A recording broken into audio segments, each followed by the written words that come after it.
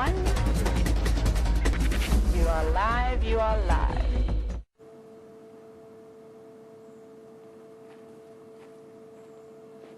Good afternoon, everybody, and welcome to the Sunset Safari on the 8th day of February, I think it is, 2016, Anno Domini AD, or the Common Era, depending on your persuasion.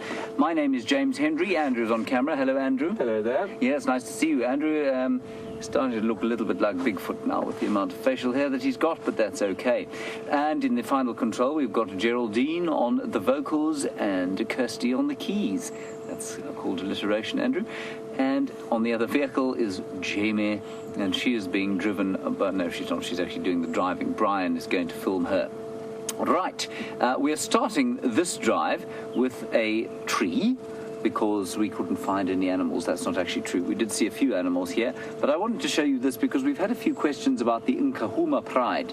Now, Nkuhumas, as I was taught a few days ago by Sarah in Ohio, who seems to have a better knowledge of Tsonga botany than I do, which is embarrassing in the extreme, informed me that Nkuhumas means brown ivory tree. Now this, I showed you a brown ivory tree, and then I said the other ivory that we get is a red ivory, and it grows along the drainage lines.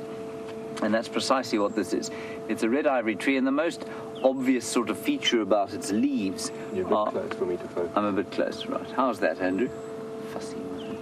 Still a bit close. That's better. Right, the most obvious feature of this leaf, if you happen to be out here wanting to identify a red ivory tree, Berkemia zairi, is the herringbone nature of the venation. And you can see it's indented on the top or dorsal side of the leaf.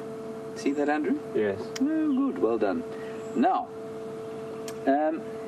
you are on a live safari, believe it or not. I know that there have been a number of doubting Thomases over the last little while. They're new viewers. It's wonderful to have you on board, especially if you're a new viewer.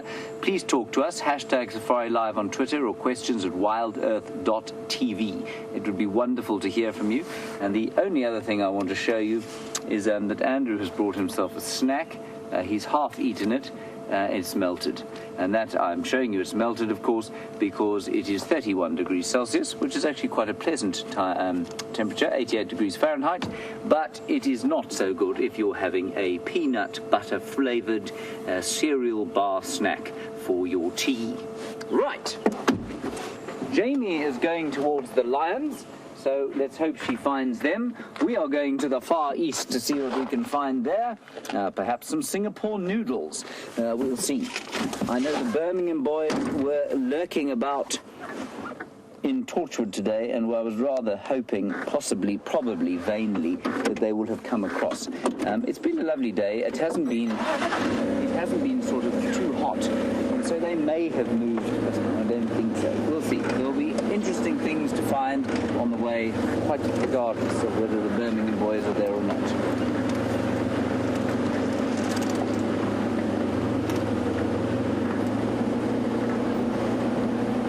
So I hope wherever you are in the world, you are having a very pleasant time of it. Of course, it is now Tuesday if you happen to be in the west-eastern part of Australia. It is still, well, I'm not sure what it is in Hawaii. It might actually still be Sunday. Can't be Sunday in Hawaii, can it, Andrew? No. I'm sure it's just very early Monday morning in Hawaii, and then in most of the continental United States, of course, it is now Monday morning.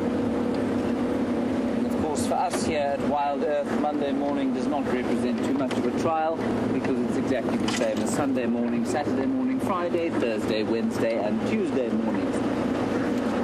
We get to go out into the bush, find a couple of animals, show them to you, answer your questions, have a good chat about the different things that we're seeing, and that's basically what we call work. It's rather nice, really, that we can call that work.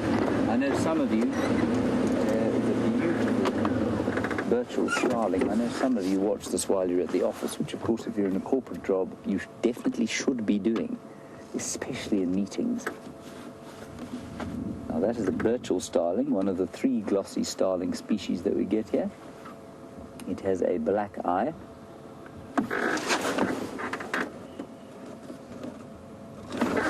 Well done, Andrew.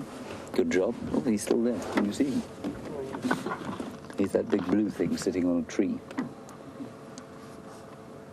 Oh, now he's on the ground.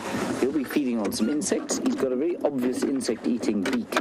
And what I was chatting, it must have been yesterday afternoon, when we were finding nothing but dust and a bit of old dung, that my mother once did a birding course. She was very enthusiastic at one stage.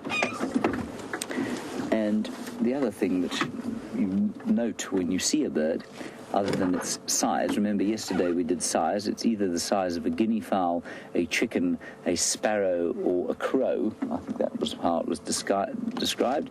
The next thing you look at is the size or the shape of its beak. And that beak, that kind of fairly classical sort of a beak, is an insect-eating beak. Naturally not showing it to us now, but you get the conical seed-eating beak of a finch. Everybody knows what a finch looks like. You get the meat-eating beak of a raptor. And, of course, then the specialized beaks of sort of nectar feeders, like the hummingbirds or the sunbirds that we get here. All righty, then. Let's go across to Jamie. She has, I think, I'm not sure, she might be with a carpet of cats. Let's go and find out from her, and I will continue far east. See you later.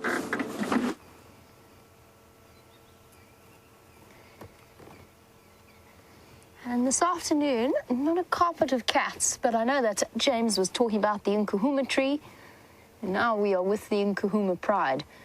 They are exceptionally unsettled. They were a little bit this morning on the sunrise safari, and it's even more so this afternoon. I'm giving them an exceptional amount of personal space. We drove in as we normally would, and that one female, this morning the one female was incredibly unsettled, and as soon as we came within about 50 meters of them, she got up and ran from us. I approached them as I would always do, which was at a very steady speed. I'm not sure what it is exactly that's happened in her life recently that's made her as uncomfortable as she is. It's the female with the scar across her back. But unfortunately, what that does mean, I think, and because they're moving into thick vegetation, is that I'm actually going to leave the sighting and let them just relax a bit for now. I don't want to push them. It's very, very dense vegetation around here, and I'm uncertain as to what exactly is going on with her. I don't know if it's hormonal or if something's happened to her. Maybe she was on a main road and a vehicle came around too fast and scared her a little bit, and she's now associating vehicles with that. But I think it's just a slow process of getting them to relax a bit, because she is uncomfortable. I'm going to see just inch forward to see if they're still in the shade. We've given them, as you can see, plenty of personal space. But good afternoon, ladies and gentlemen, and welcome to the Sunset Safari. My name is Jamie. I have Brian on camera with me, and it will be forever one of those mysteries as to what is happening with that particular lioness, and I'm sure it's nothing too serious. She's just a little bit uncomfortable, and it's always important to remember that as wild animals, we're in their space, we're in their home, and it's just necessary to give them plenty of respect in that particular instance. I'm trying to see where they've gone. I think they're probably lying down in the shade. There they are. So I'll get us a nice view without stressing them further. But unfortunately, it's not our usual perspective on the lions, but that is just how we're going to be for this afternoon. As I said, something's upset them. I don't know what it is. Maybe it was an elephant that came through and scared them. Maybe there's some other reason. Whatever it is, we're just going to take the messages that they've passed on to us, which was just fear. They were exhibiting fear, which they've never ever done to me with this vehicle before. Picked up a little bit of it this morning. Hey ladies, what's happening in your life? There it is, amber eyes. 3 of them are perfectly relaxed and more than comfortable. It's just that one female that's causing stress with the other 3. But nice to see the 4 ladies together. The 5th one is off with the Birmingham boys in Torchwood. She's with all 5 Birminghams at the moment, but only mating with one of them, as far as we know. As to where Amber Eyes disappeared off to, I have no idea. She'd apparently only just come back sometime last night or early this morning and rejoined the group. And don't forget that we are live, which means that everything has to be done unscripted and unpredictably. And this afternoon, they're just that little bit uncomfortable with us.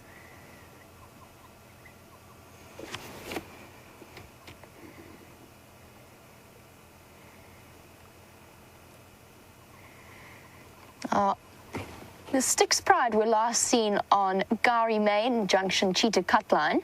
They then moved further south into Chitwa, as far as I knew, where they killed a buffalo and were feeding and then moving between the kill and the dam. But Safari Dean has raised an interesting point. He wants to know if the Nkuhumas might be unsettled because of the Styx Pride moving in. It's always a possibility. I don't think so, though, in this particular instance. I think they are fairly far apart. They're about probably 6 or 7 kilometers, if not more, which is about 3 or 4 miles. Hello, girls. You can just see in their body language, even though they are lying down, there's something unsettled about them.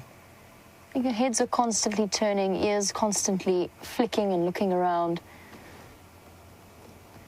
Now, our regular viewers will know that the lions of the Sabi Sands generally are perfectly relaxed with vehicles. They've been raised in that manner. In this particular instance, it's very unusual to see them so uncomfortable. And I think what I am going to do is I'm going to pull out of the sighting for now, let them just relax a bit. Oh, flopped. Oh, there we go. Starting to calm down. Interesting behavior.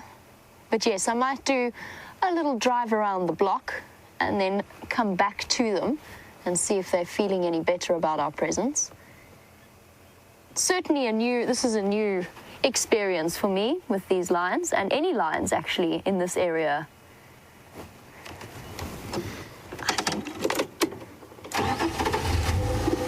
Let's go and head out and find other things and then come back to them a little bit later.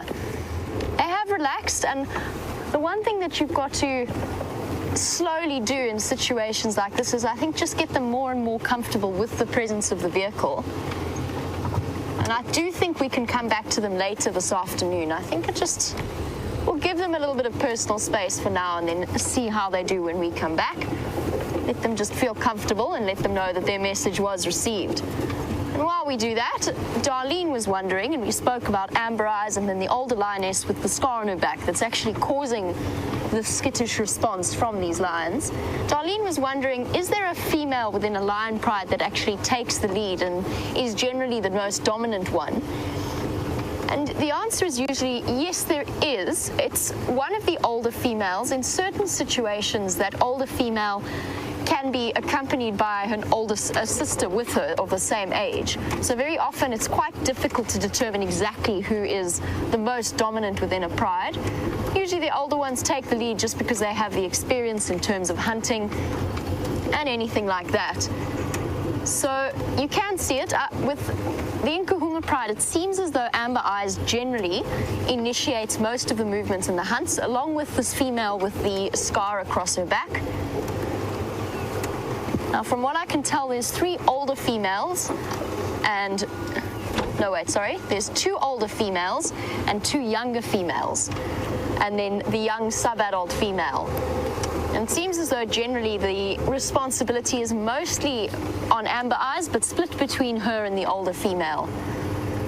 And my plan is really just to drive around the block, see if maybe there's another reason for their distress, see if there's any other lions in the area. Maybe they've caught the scent of it, which is possible.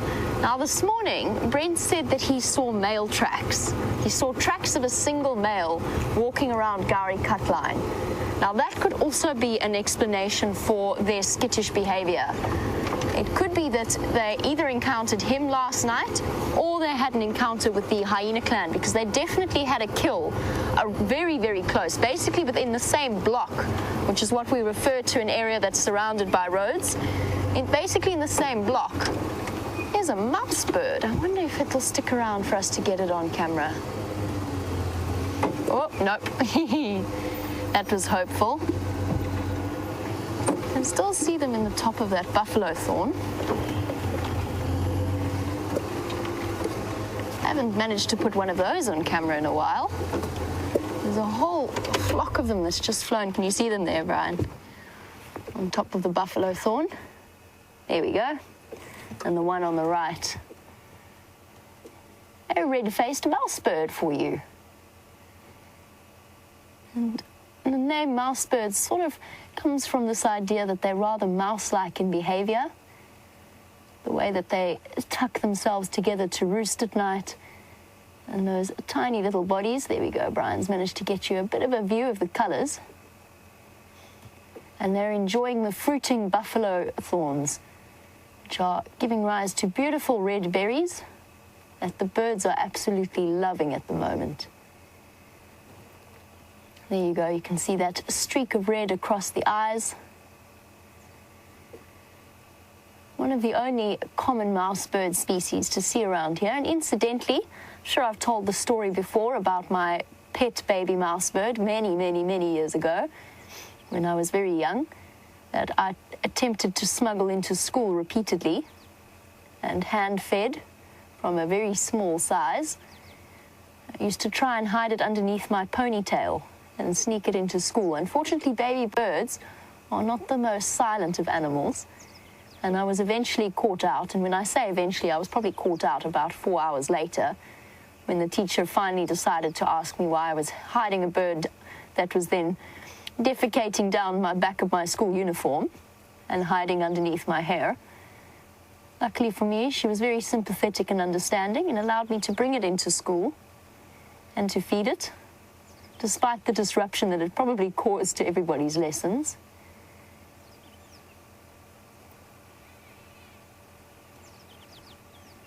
Awesome.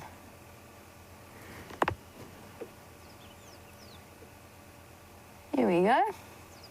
So, red-faced mouse bird. And maybe for some new viewers, that might be one to add to your bird list. So for new viewers, we always encourage viewers to keep a bird list. And Claudia, who's been keeping hers for the last month, is already on 39 birds. I can't remember what the record is for one of our viewers, but it's definitely over 200. 225. There we go. 225 is the record, I believe. Unless some of you have been keeping quiet about your bird lists and just getting them even higher up and waiting for the moment to surprise us. I know that Brent is competing with all of you. He's got his live bird list going as well.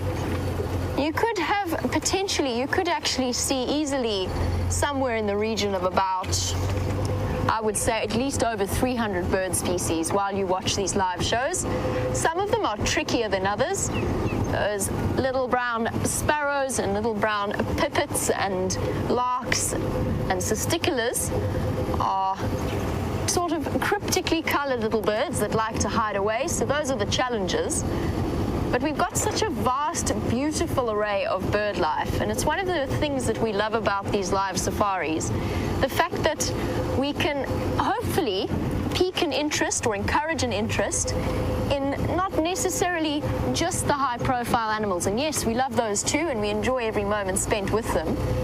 But still, being able to thoroughly appreciate not just them, but the world around you, makes for a far more rounded safari experience. The elephants have walked through here, so that could be one of the reasons for the lion's skittish behavior.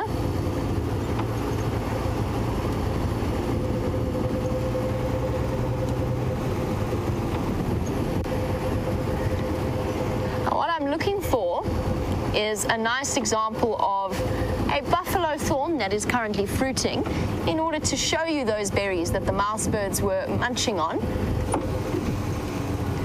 I think, however, I will avoid getting out of the car for a moment due to the presence of this gentleman. Watch out, boy. The Nkuhumas are in town. He'd be a little bit big for the 4 lionesses, but you never know. They are very well practiced buffalo killers.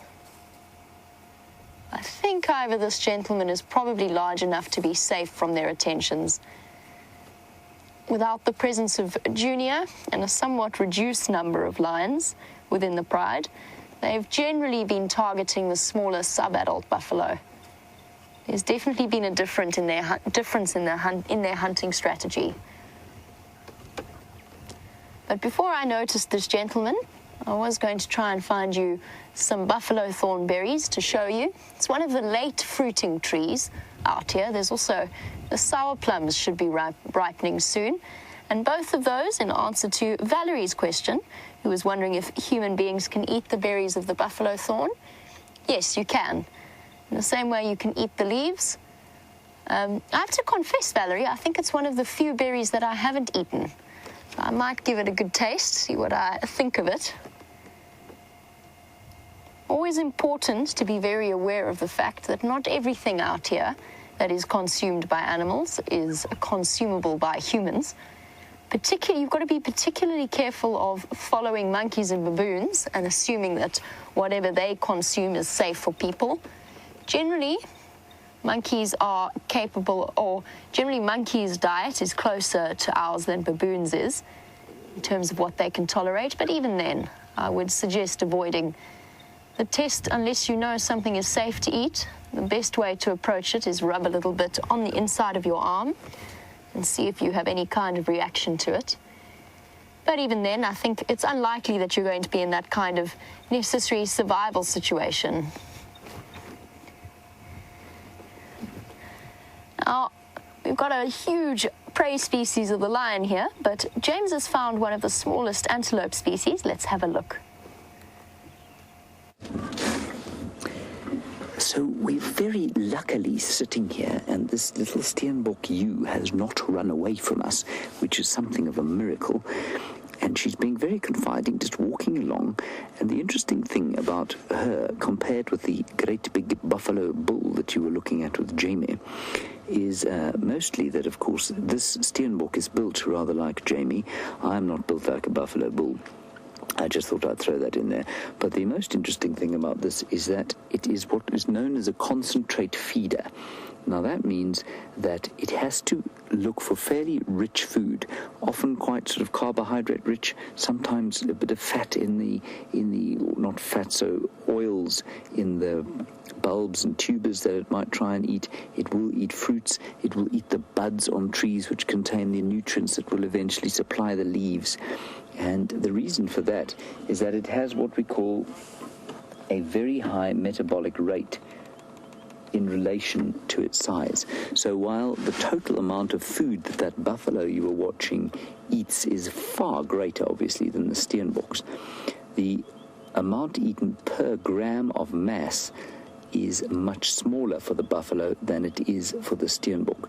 So if you're following me this far, the reason for that is because a smaller animal loses heat and therefore struggles to maintain heat much more than a big animal.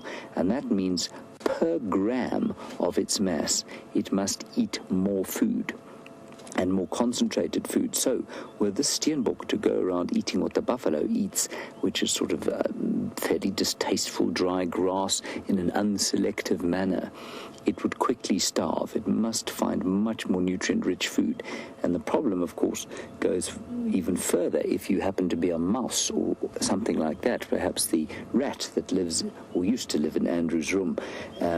That has to eat very concentrated food, so they will look for seeds especially and insects and things like that which contain lots of food so that they can maintain their body temperatures. I hope you followed that. If you didn't, let me know and I'll try and explain it again. I find it fascinating, and it's a concept that we call mass-specific metabolic rate.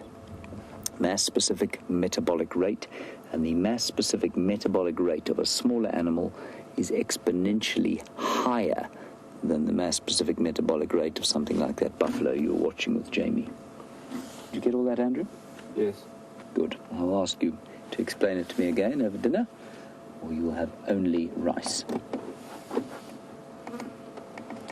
Okay, we're on the, and he said the Chinese border. We're on the far eastern border, and I don't know why I never said that.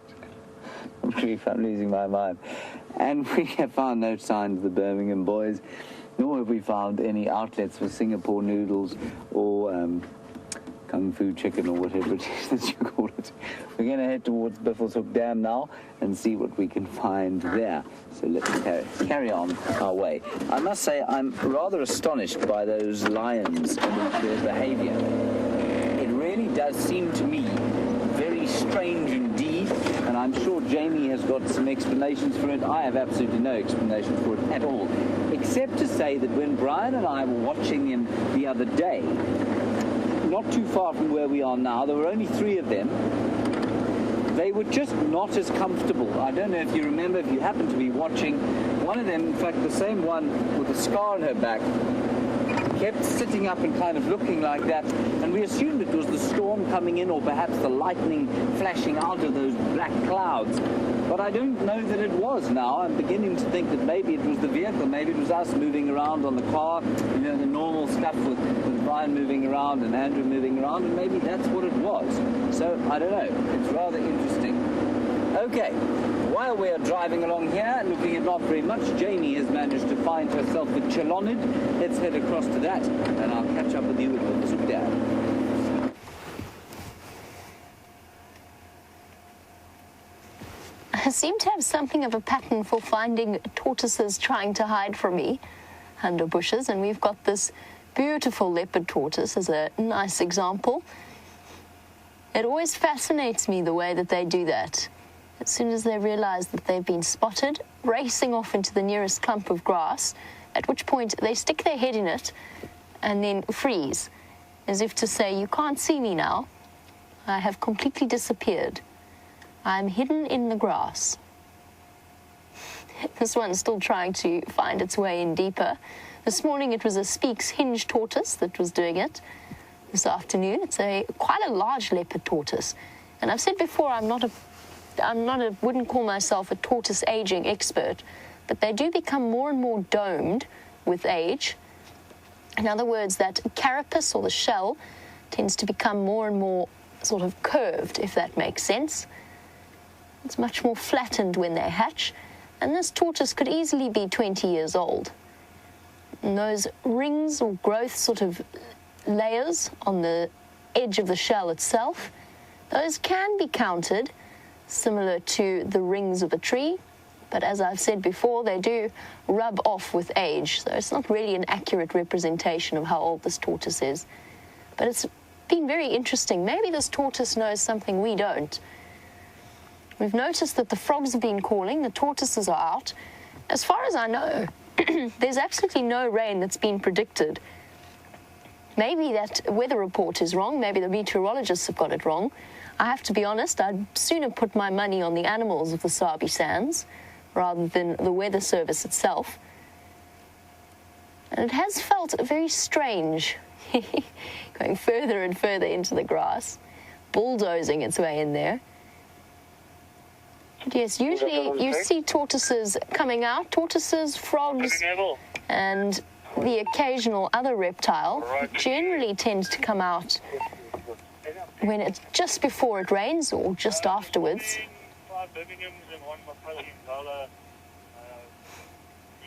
Maybe this tortoise has got it right. Maybe the rain is coming. Playing peekaboo with us through the grass.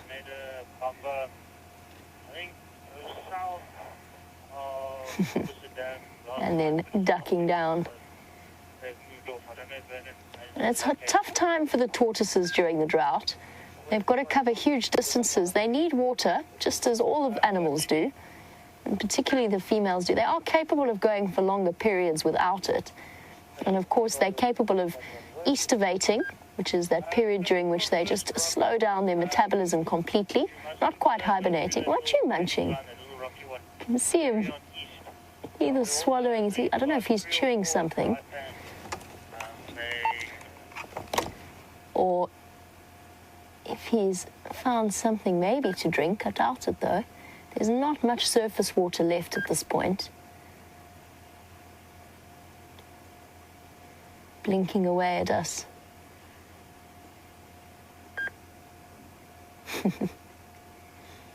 Hidden. Hide and seek behind the grass. Oh, just an update on my plans. In terms of the Nkuhumas, I've decided to leave them for now. I will return a little bit later to see whether or not they have relaxed, and I'll return at a very sort of far distance and start reading their body language from there. But for now, the fact that they got up and actively ran away suggests to me that maybe they just need some time and some space to themselves for now. And I wonder whether it doesn't have something to do with those male tracks that Brent found. So what I'm planning on doing is actually going to see if that male makes an appearance.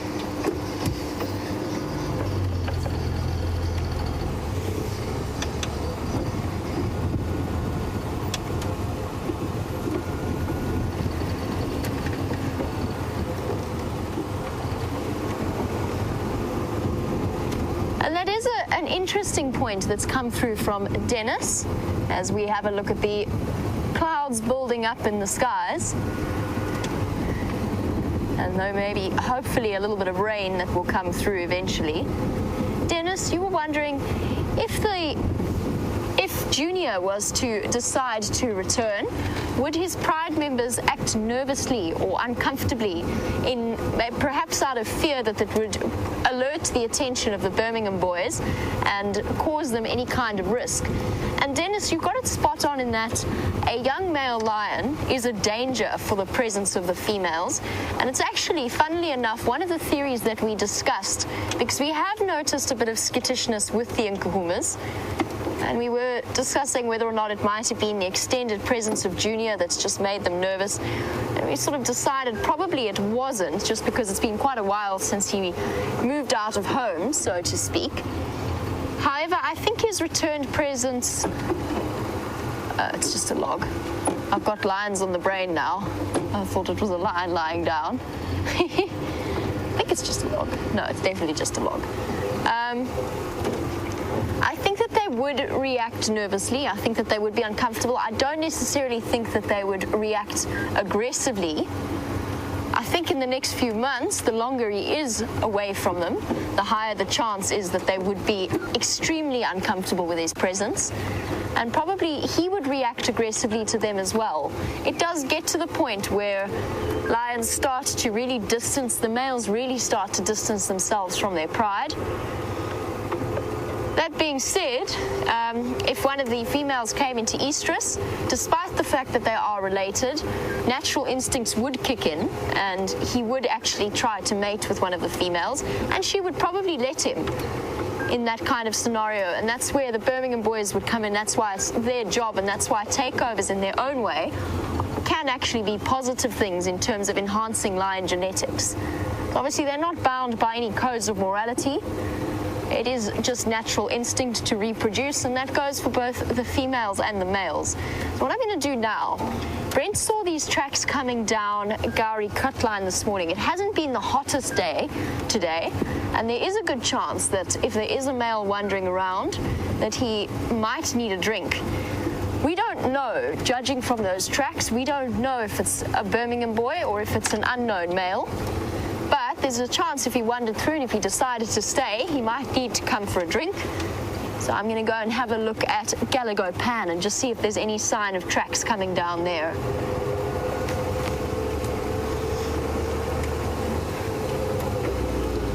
You didn't find it this morning?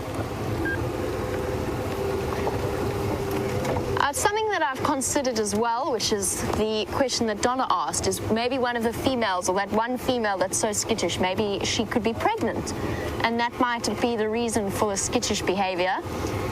Donna, I thought about it, and she might be early stage pregnant, but she's not showing any signs of sort of late pregnancies. Her nipples aren't swollen that I could see at all, and it's usually very clear in late stage pregnancy in lions. Their nipples become engorged and much darker in color, and they're very clear to see. I I haven't seen any of those signs. Could she be in the early stages of pregnancy? Yes, absolutely. It would be next to impossible for us to be able to tell. Maybe somewhere, I mean, there's another theory, and that's maybe somewhere along the line, I drove through male lion scat. I don't think so. I'm fairly certain I would have noticed. Maybe I drove through a bush that a male lion had urinated on and scent marked his territory, and it caused them to jump up like that because they smelt it. The fact that we've seen that pattern of behavior repeated, though, suggests to me not. I just want to call Craig on the radio, guys. Bear with me 1 second. Craig, just to let you know, I have pulled out of that Nkuhumas sighting, but you will see when my tracks go off-road. Copy, and there you go off to the west of Impala. That's affirmative. Probably about, I'd say, 150 meters north of the power lines junction. All right, thanks very much, Jamie. Just to let you know, I have told Craig that they are incredibly uncomfortable, so he knows to approach with absolute caution. Oxpecker attempting to enter into the buffalo's ear.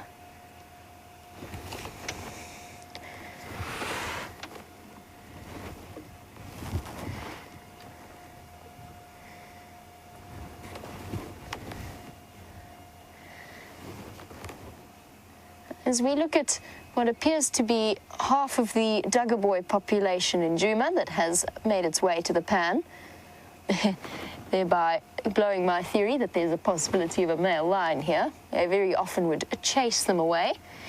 Miss Lobobo Bob, I believe is your name. My apologies if I have not got that entirely accurately. You were wondering that if the Nkuhumas perhaps had crossed over the Sabi Sands boundaries, which of course is always possible for them to do, perhaps entering one of the neighboring reserves, would it be possible that vehicles have not respected their space? And that might be a plausible explanation for their uncomfortable behavior earlier. It is possible they might have at some point made their way into one of the neighboring areas, perhaps somewhere where they just encountered vehicles who didn't necessarily know the ways in which we behave around lions. I'm not sure. Honestly, I don't know. I don't think, as far as I know, that the Nkuhumas have strayed that far, but they did disappear for quite an extended period of time. It might also just be that they moved into the eastern area of Kruger, the western area of Kruger, which borders on Torchwood and Buffelshoek. And if they went into that particular part of Kruger, there's absolutely no roads. It's a vast open area that is completely inaccessible to the public.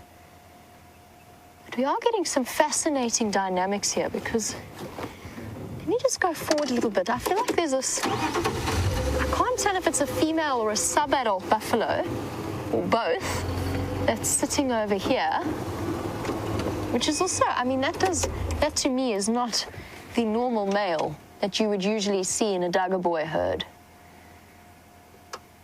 And the patches around the head, no, it is a young male.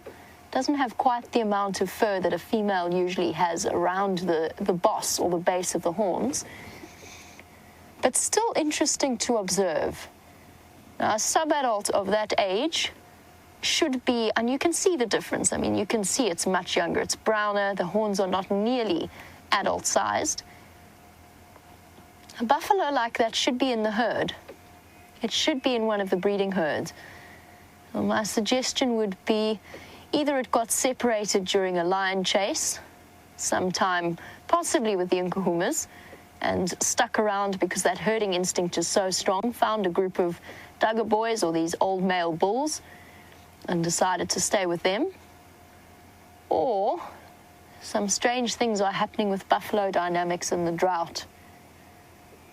It's not unrecorded to find sub-adults with a group of bulls, but it is very, very unusual, and it's certainly a first for me, unless that buffalo with its horns tucked under its body is a female that got separated. I don't think it is, though. It looks like a male to me. Hard to tell with this sort of angle. But how interesting is that? When was the last time you saw a herd of Duggaboys with one sub-adult? Oh, and I think we've even got a yellow-billed oxpecker, talking about unusual things, unless maybe I'm mistaken. Let me just double-check that. My binoculars. Yep, sitting on the back of the subadult, there is a yellow-billed oxpecker. Here we go.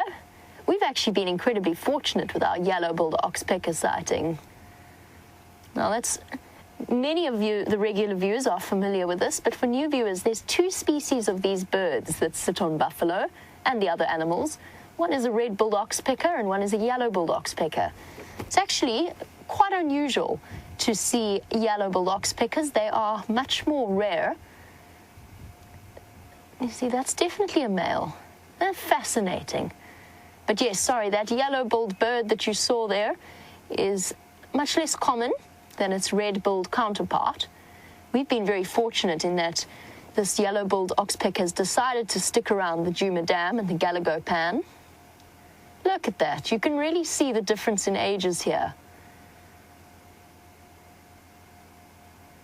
Very difficult to tell at that age whether or not it's a male or a female to me. Still got tufts of hair around the base of its horn. Interesting. Well, whatever it is, it looks quite content, despite the oddity of finding a buffalo like this in a situation like this.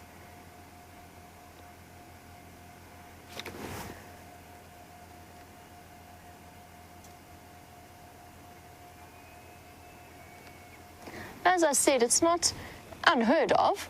It's just fairly, it's a first for me at least. James is suggesting that it's maybe not that unexpected and that these Duggar boys are not far past their prime. Always a possibility. It's certainly a first for me either way, at least while I've been at Djuma, to see this kind of dynamic. What could also be is that there might well be a breeding herd just around the corner, of course. I haven't heard them, and they're usually quite noisy creatures. But there you go, just a fascinating difference. It just goes to show that animals don't have set patterns, and they move as and when they will. Okay.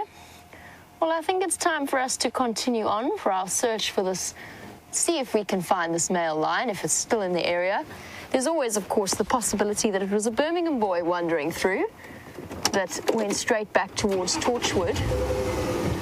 But I'm curious. I want to just see. I had noticed the pattern of behavior with the Nkuhumas before, but I've never experienced it like we did this afternoon.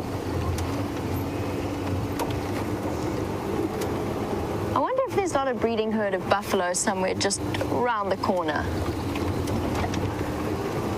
And while I have a look around the corner, let's head over to James's vehicle, get an update from his side, and maybe he has more of an explanation as to our mystery buffalo.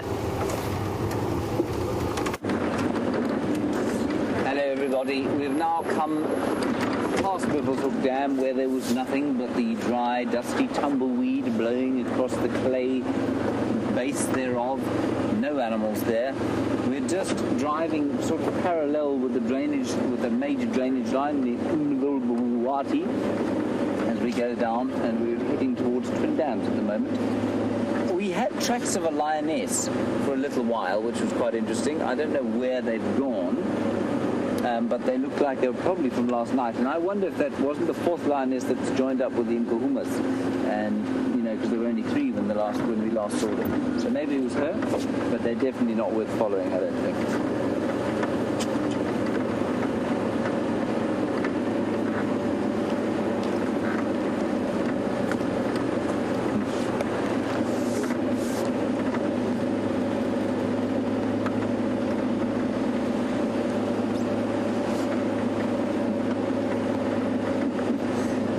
Wonderful. A lovely question from Gilly in Milwaukee. You want to know about Andrew's choice of snack and whether it's safe or unsafe for him to be carrying a melting peanut butter bar when there are elephants around. I assume you're asking that tongue-in-cheek. But that said, Gilly, no, look, I think an elephant would pick up the smell. I don't think it would entice him sufficiently to make him come over to the vehicle and actually try and take it from Andrew. And if he did, he would obviously come off second best because Andrew is extremely defensive. Oh, there we go, over his peanut bar. And also, apparently, you want to know if we eat peanut butter in South Africa. Yes, we eat peanut butter in great volumes. We don't have peanut butter and jelly like you do, but we certainly have peanut butter. We sometimes put syrup with it and honey. Peanut butter and honey is an excellent sort of snack, especially with some tea if you happen to be hungry in the afternoon. Oh, stop the flying bird. Andrew, quickly, there's this little flycatcher. Gilly, I'll get back to you. Just a little flycatcher there. I'm going to retrieve my powerful binoculars to try and ascertain the species of flycatcher that it is. It looks like what used to be called a fan-tailed flycatcher, or ashy grey. No, it's not. It's just it's a standard issue spotted flycatcher. You might just be able to see the streaking on the top of the head. We don't have this super zoom at the moment, but that is the spotted flycatcher. Very nice. Andrew, what do you think it eats? Insects. Very good. Funny that, given that its name is flycatcher, don't you think? He's actually a really nice example of a flycatcher. He's got very nicely streaked top of his head.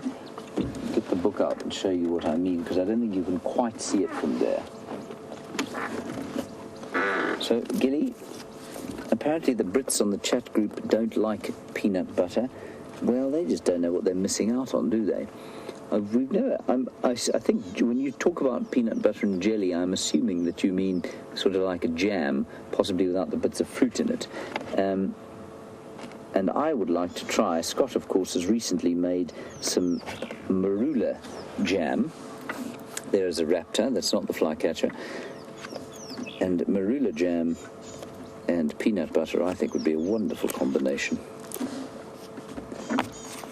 What is that, Andrew?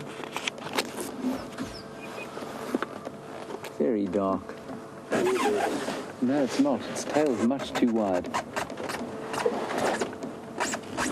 I'm afraid I'm calling you on that. See how dark it was. The dark North warbirds. With a fat tail.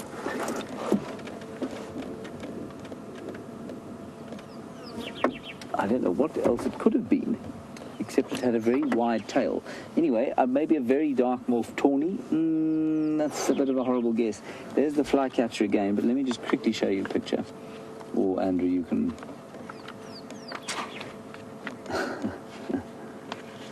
Thank you, Jen B. You say I should try peanut butter and banana or peanut butter and lettuce. I may go with the former. There's absolutely no ways on earth I'm ever going to be eating peanut butter and lettuce. That is not going to happen. But thank you, Jen B. I'm not sure where peanut butter and lettuce are a tradition. All right, here we go. Here's the... my fancy new sunglasses that make me look like a fly. Okay, there is the spotted flycatcher. And you can see that very obvious streaking on the top of the head there. And normally they're solitary, sometimes they're in pairs. And what are you laughing at? There's a fly crawling on the roof under you. Because it's an amusing fly. Look at him there. Oh, I see. Right. Cameramen don't know when to, stay in the background sometimes. Okay, and it's a migrant bird. I'm not sure where it goes. I think it goes up into sort of equatorial Africa, but quite almost indistinguishable from these other birds. Beautiful flycatcher, that one was. Right, so that was the spotted flycatcher. And the one really interesting thing about a lot of these insect-eating birds that catch insects on the wing is that they've got whiskers, and their whiskers just help them when they're flying through the air trying to catch birds, at least catch insects. Those whiskers help to they almost act like a net and help the bird to catch the insect and feed it into their mouths or beaks. Right, on we go.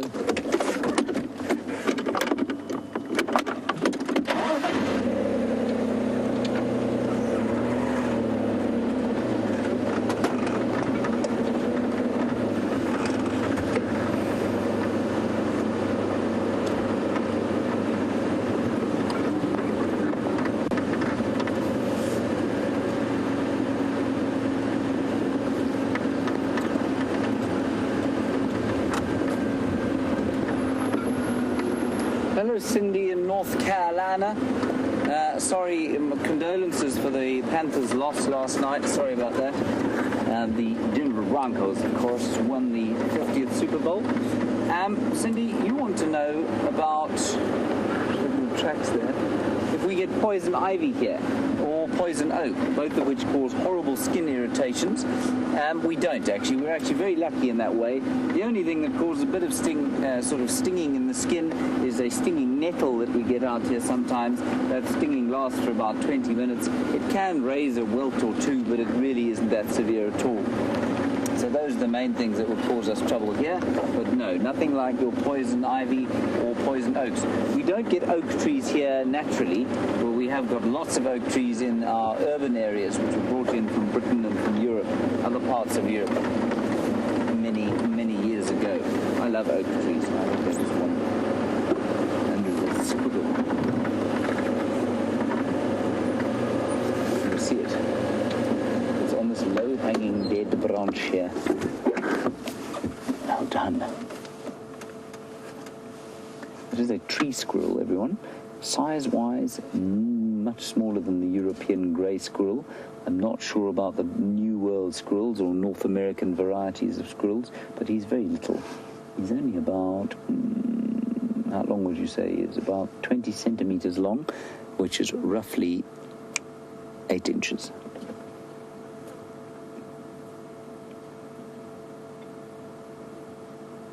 Lovely.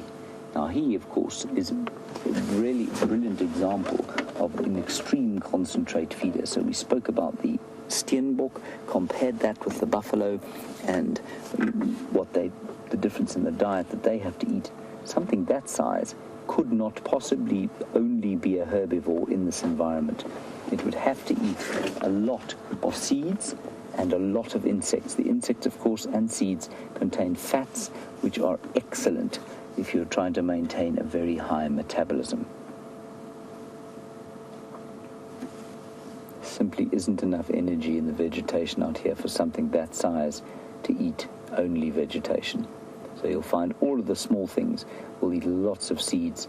If they're not carnivorous, they will eat lots of seeds, insects, and anything with fat in it. They might eat the odd tuber and the odd bit of fruit, but it's normally the fatty stuff that they try and find.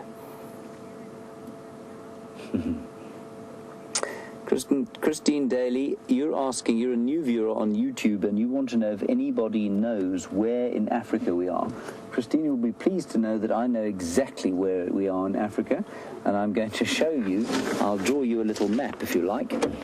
I'm an extremely competent artist, aren't I, Andrew? Aren't I, Andrew? Andrew? I will draw you a little map of Africa, Christine, to show you how competent I am. Don't worry about Andrew, he's just being rude at the moment. Where shall we do it? Can you zoom in on that? Is that too far, or will that be all right? Oh, that'll be good. All right. Take the stylus with me. Now, Dean, and anybody else who's wondering, this is going to be a very quick geography lesson, and I'm not actually a good artist. That's why Andrew was deathly silent. But I'll do my best. Firstly, I shall draw the continent of Africa.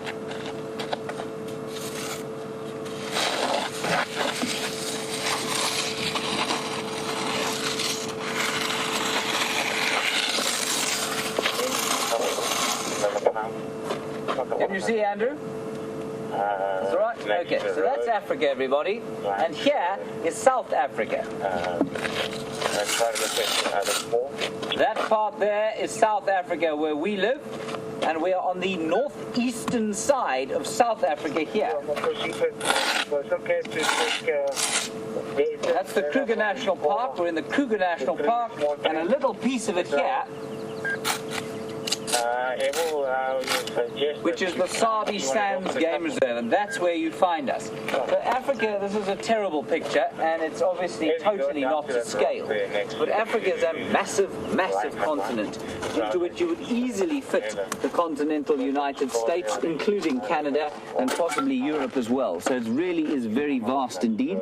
And we're in the southern tip, or the most southerly country, called South Africa. And bless you.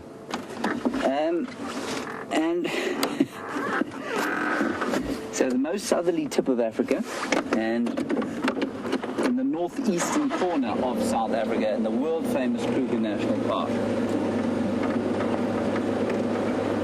And it is my pleasure to tell you that, Christine, and the reason I emphasize so much the size of Africa and how far things are from each other on the continent is because our tourism took a real knock as a result of the Ebola scare that occurred in the sort of tropical regions of West Africa last year. Now, in actual fact, there was more Ebola in the United States than there was in South Africa because of that one person that came to Texas. We are more than 3,000 miles from where that epidemic took place.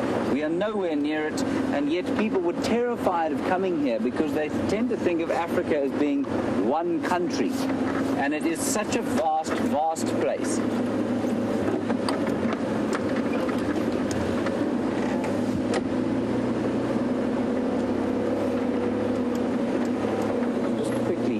We're failing to find anything in the way of big game. This was made by Big Game. You can see this is a rubbing post, and some kind of animal, probably a buffalo, has come along here and rubbed the mud off. Now, what you can sometimes see in this mud is some of the ectoparasites or ticks that the animals have scraped off in the mud. This one, of course, going with my luck of the last 2 days, is just mud. I think that's enough of that, Andrew. Let's carry on.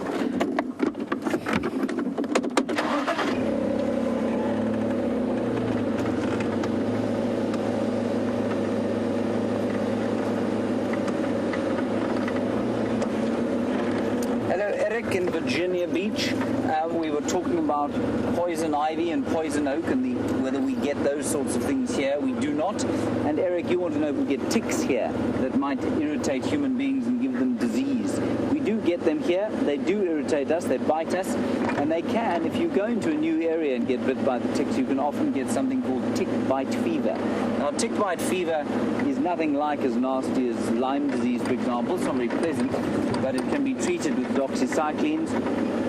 I think it's, or tetracycline, one of those sorts of antibiotics, and it's not particularly serious. You take a few days off work, lie on your back, and you're right as rain after sort of 5 days or so. But it's nothing like as nasty as Lyme's disease. But otherwise, those are the major things that ticks do carry here. It's really not, it's not a major train smash. And I remember I went to Russia last year, and I didn't even think about trying to get any sort of inoculations for tick-borne diseases or anything like that. And apparently, all the way across Russia and Austria, and well, I mean, I guess it must be most of Western and Eastern Europe, you get these encephalitis-carrying ticks. And if they bite you, you can get into real trouble. So we don't have anything nearly as nasty as that.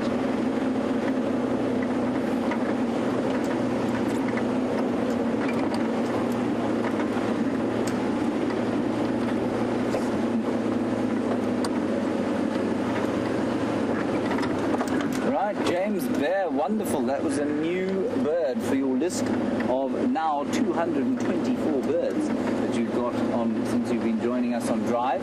That's an astonishingly impressive list. Good. I'm glad I could add to that.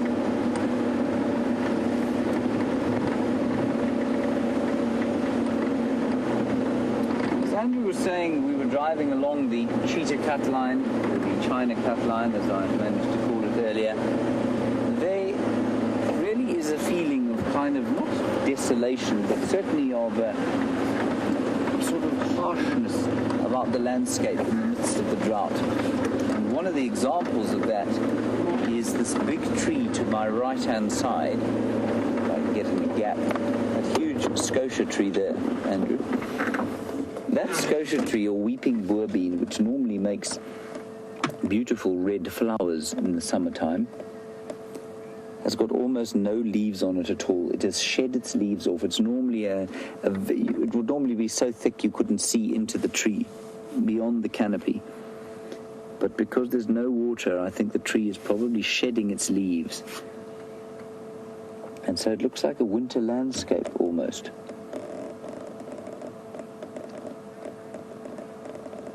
So that is quite interesting. All right, we're on Twin Dams Road. Not much in the way of tracks or that sort of thing. Let's head across to Jamie and see what she's got to tell you. I'm going to head towards a treehouse dam and see what might be there. And then we might pop across to Arathusa and see if anything's going on there. So, until then, see you just now.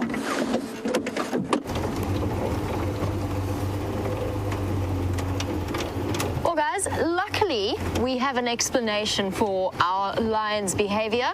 It was confusing me. I've been racking my brains trying to work out what changed between this morning when there was, yes, one skittish female, but not all of them, and they were still comfortable with a certain distance, and then to this afternoon where all of a sudden something had clearly happened. Craig's just called me now.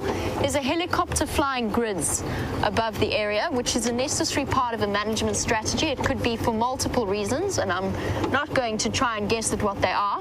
It is one of those necessary things, and it's not doing the animals in any kind of lasting damage. It might just make them uncomfortable. In my experience with all animals in helicopters, they don't like it.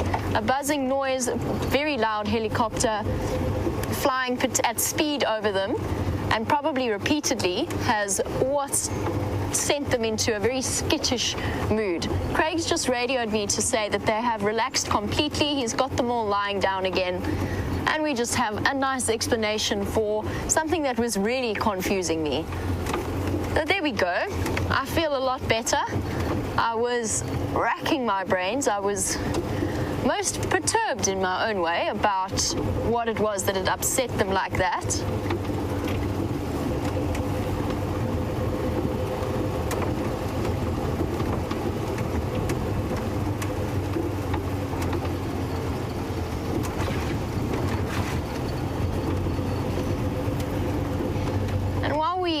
I'm still looking out for this male lion's tracks, because you never know, there might be an unknown male that's wandered through, and I'd like to just keep an eye out for him. While we do that, Darlene has a question on tracking. Darlene would like to know, because she finds the whole process of tracking fascinating, and was wondering, what else can a track show you? Can you tell, for example, the sex or the age of the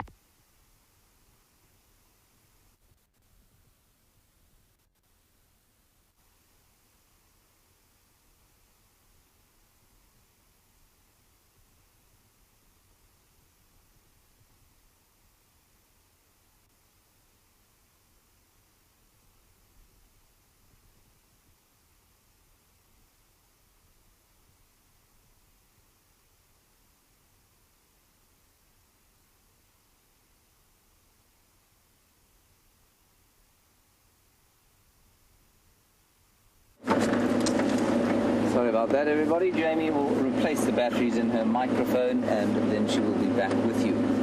She's got a lapel mic on at the moment. That's why her sweet and dulcet voice is floating so gently and perfectly onto your ears from Rusty's cockpit.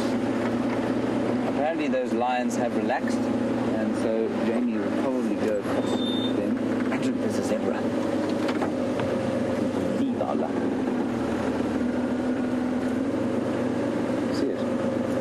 That's a wonderful shot at the bottom.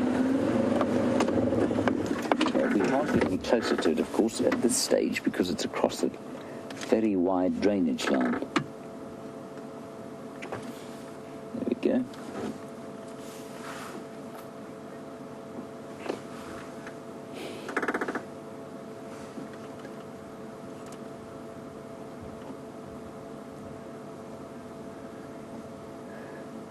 Now, Reverend Hogwash.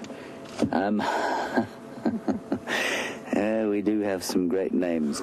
Reverend Hogwash, You are dangerously close to falling into the doubting Thomas category. You think that perhaps if we're alive, we must have very good cell signal out here.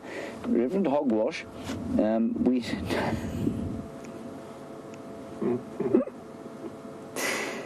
Reverend Hogwash, we don't have any cell signal out here. It's satellite-based. So what happens is, Andrew films that zebra. It goes from his camera into an aerial on the back of the vehicle, which goes to a repeater tower on one of 3 repeater towers on the reserve. That then goes into the final control and out again via a satellite link to London, I think, isn't it? And from London it gets distributed to the rest of the world.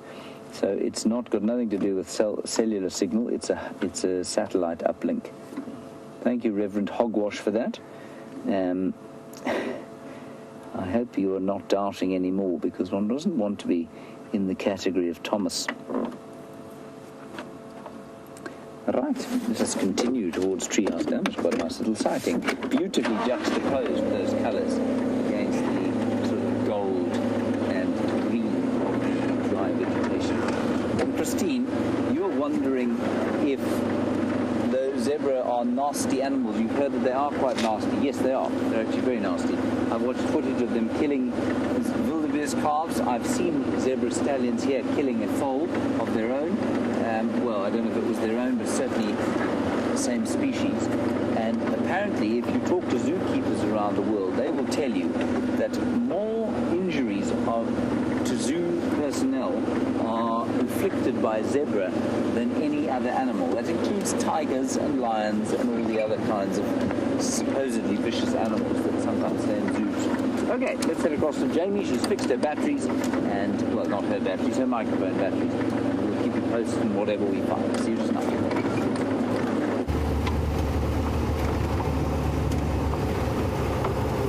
Sorry about that, everyone. We had a slight sound issue, but we're back up and running and sorted, and I was in the middle of addressing Darlene's question about tracks as we continue back towards the lion sighting that we left earlier.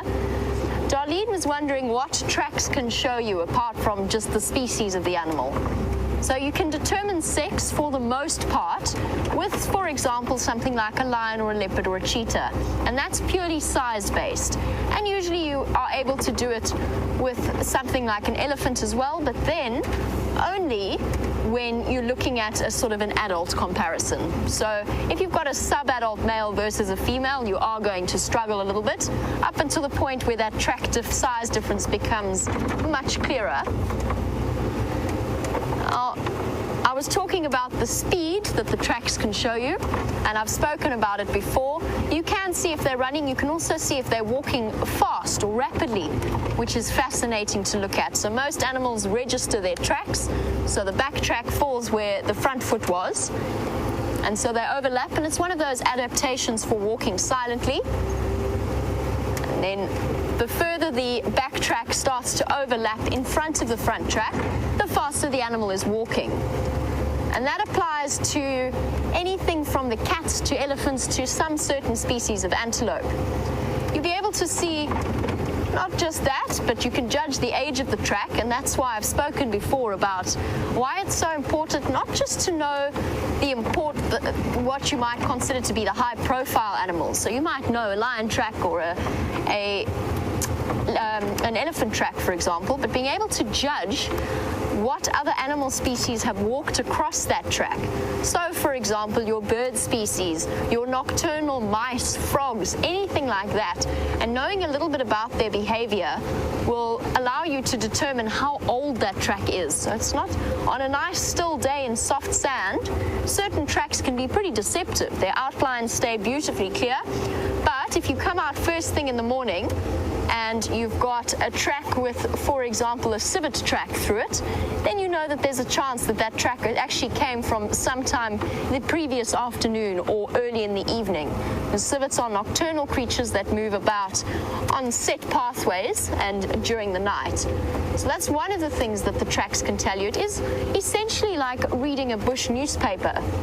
And And it's not just the footprint of the animal, it's all of the signs that they leave, from the mud rubbings that they push on trees to where they've brushed past plants.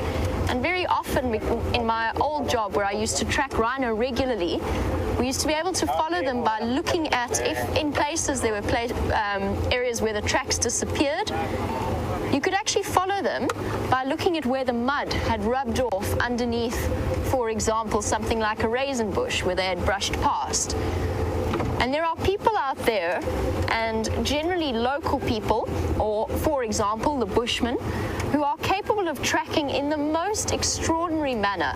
You almost feel as though they are so in tune with what they're seeing that it's like some kind of sixth sense about what it is, but really they are just so practiced at reading the signs of the bush.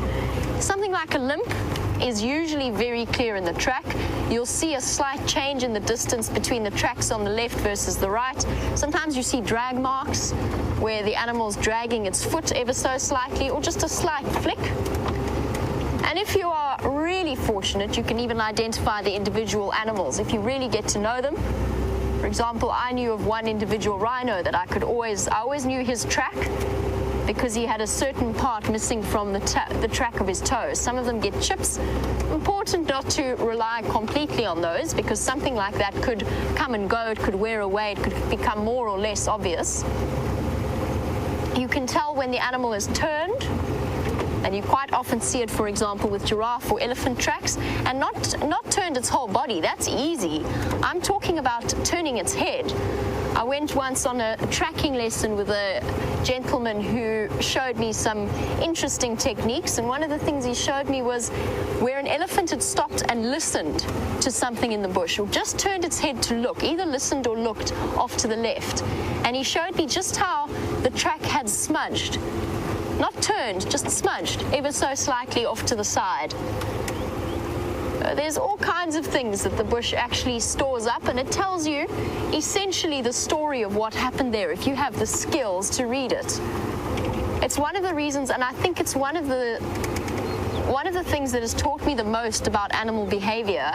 When you start entering into that mindset, first of all, of not just looking at the track, but looking at the whole picture around you, but then also watching the animal through different eyes. So when you see the animal and you watch the way that they move, what they do, and then going and looking at the tracks afterwards, it builds up an entire picture in your head. And whenever I see tracks walking down the road, and whenever we show them, I would encourage you to do the same. Whenever we show them to you afterwards, just picture that animal walking in the way that it did. And you can always, had so many scenes where, for example, we've watched cats disappear off down the road in front of us. The next time you see the tracks that we show you walking off, just imagine where those feet fall. And watch the way lions walk. Watch the way they put the side of their foot down first and roll their foot downwards. Instead of just stepping and making a noise, that gentle process, even if it happens with each step, it's a gentle rolling motion. And it's quieter. Fascinating. It's one of the aspects of life out here that I find incredible. It's such a subtle thing, but it makes an enormous difference in the way that you view the world, especially the incredible world that we're out here experiencing. Snake tracks. Snake tracks, you can determine quite possibly which species of snake you're looking at.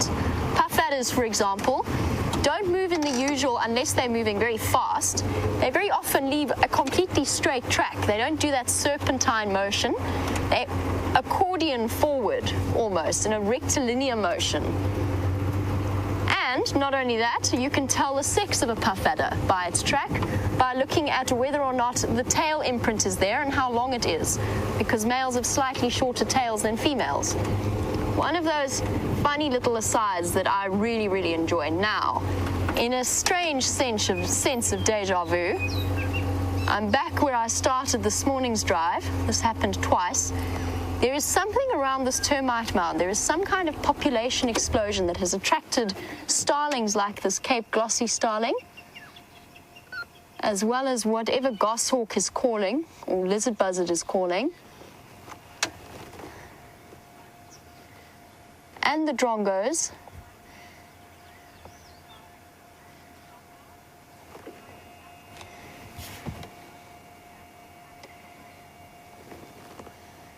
There's all kinds of birds around. There's a white-browed squab. Oh! Sudden panic as a raptor zooms out of the marula tree. And that could well be that steppe buzzard that I saw earlier. I just want to sit here for a moment. Brian and his incredible skill with following birds. I want to try and figure out what has brought this variety of bird life to this termite mound. I don't see any flying ants or reproductive termites. And yet this place is packed full of the various bird species. The drongos, of course, as always, as the opportunists that they are, first in line. And I can just hear bird calls all around me. What is it that they have found so interesting? It's got to be flying ant reproductives. Let me try reposition so that we can get a different view of the termite mound. And let's see if we can figure out what's going on here, because I was curious this morning, but we were hot on the tail, or the tracks, of those lions, and I didn't really get a chance to investigate, but I've seen birds of prey, I've seen all of the different species of birds. Let's just have a look and see if that starling, what it goes for while it's here. And while we do that, Steph was wondering if I could explain a little bit more about that incredible iridescence of the bird. And I've spoken before a little bit about it. Steph finds it fascinating. Whoops. So do I, Steph. No, there's nothing. There must be something. There must be reproductive termites or something coming through here. Sorry, Steph. I'll be with you in 1 second. Interesting. White-browed scrud robins, all clustered around this area. They must be after termites. It's the only possibility I can making poor old Brian duck and dive here, because the birds aren't sitting still for 1 second. There's even a European roller that's just come in. I'll shift forward so you can see it. I can hear parrots. This appears to be the place to be. And yet, usually when you see termite explosions, you can actively see them.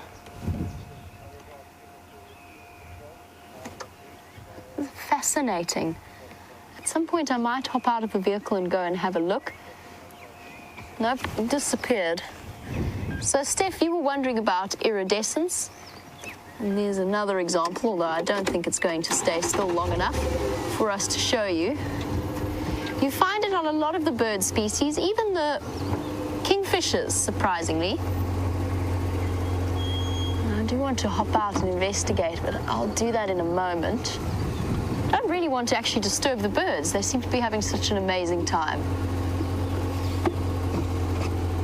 I think we've even got a... looks like one of the plum-coloured starlings sitting at the top of the tree over there. Oh, no. Can you see where I'm looking, Brian? There we go. Thank you. Perfect. It is. It's a female plum-coloured starling. Got a full selection of a bird feeding party here. All fluttering around. Some of the little sunbirds have even made an appearance. And bird calls happening all around us. Now, the plum-coloured starling is another example of iridescence in a slightly different way to the one that Steph was referring to. But let's talk about the glossy starlings, even though most of them have managed to avoid our camera for the moment. Cape glossy starlings, Burchell starlings, technically only contain one pigment, and that is a black pigment. And then what they have in the sort of layers around their feathers is clear layers of keratin. And the way that it's layered, and the way, you know how light, if you pass it through a prism, some kind of prism of glass, you know the way that it refracts and breaks into the different sort of rainbow colors that you see. So the different wavelengths of light travel through it at different speeds. And the same applies with the starling and with the keratin. And the way that it's layered reflects back to our eyes only the rays of light that are blue and green in color and gives it that incredible shine. It's like rainbow reflections whenever you have light passing on a mirror in places where it bends ever so slightly. And that's the way that the keratin works on the layers of the starling's feathers, just refracting it back. Now, in terms of that bird feeding party, the only thing that I can suggest that it is some kind of insect population explosion. It could be that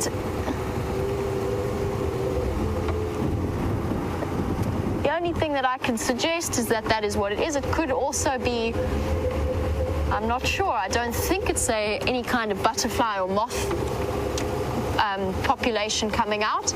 I've tried to have a look, I haven't seen anything. Usually you see it quite clearly, and I'm sure many of our regular viewers have viewed that before. But back to the starling question, it's just wonderful to have Steph's questions coming through. Steph and I used to work together a while ago now. As time is passing very rapidly, and I believe that Steph might even be coming back to visit at some point, which is an exciting prospect for all of us. And you'll notice that my head appears to be on a swivel at the moment. It's just because I'm fascinated by all of the birds that have been attracted to this area. It's exactly where I found them all this morning. However, I want to get to those lions before they start to move off, and there's nobody else with them, so I don't want to delay for too long.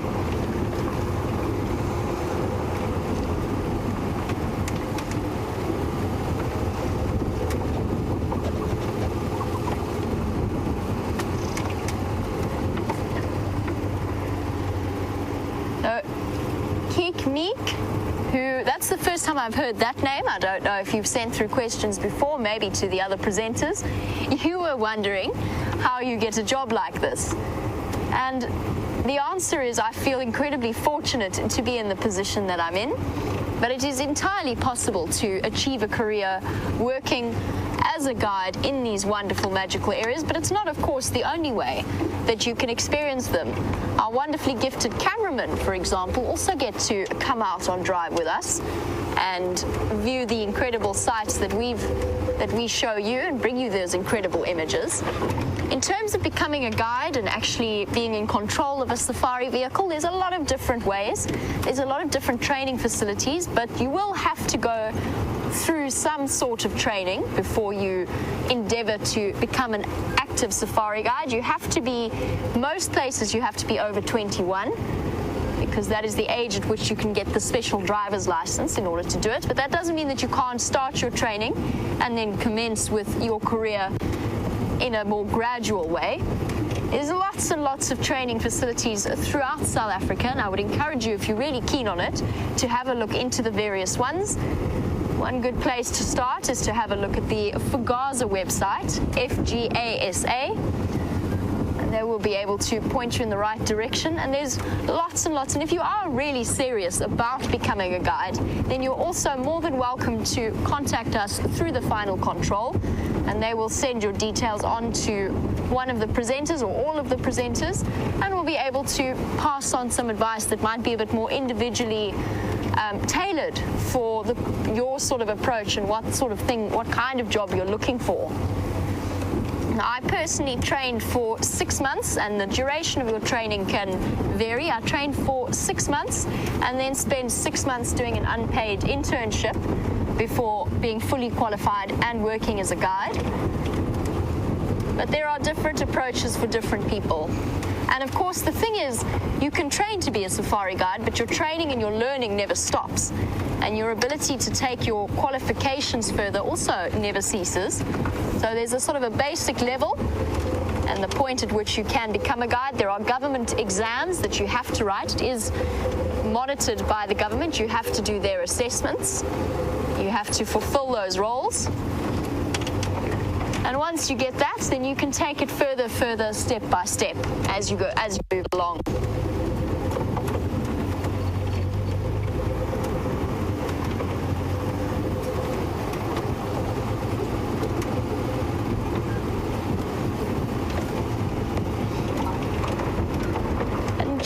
Claire, you were wondering, because I mentioned goshawk earlier, you were wondering what species I saw. James, sorry, I made a mistake and I corrected it straight afterwards, but I think I was mumbling my words. I heard it, I didn't see it, and it was a lizard buzzard that I heard, that I called a goshawk, and then corrected myself.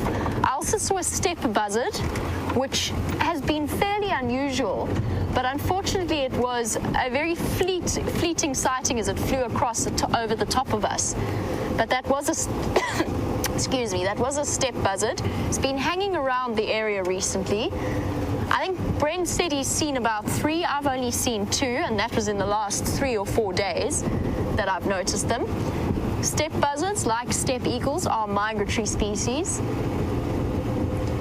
I've also seen this afternoon, I saw a harrier hawk chasing the steppe buzzard that we saw earlier, but it was unfortunately not while we were live, and it was over very, very quickly. We weren't able to get it on camera for you. But the bird life today has been incredible.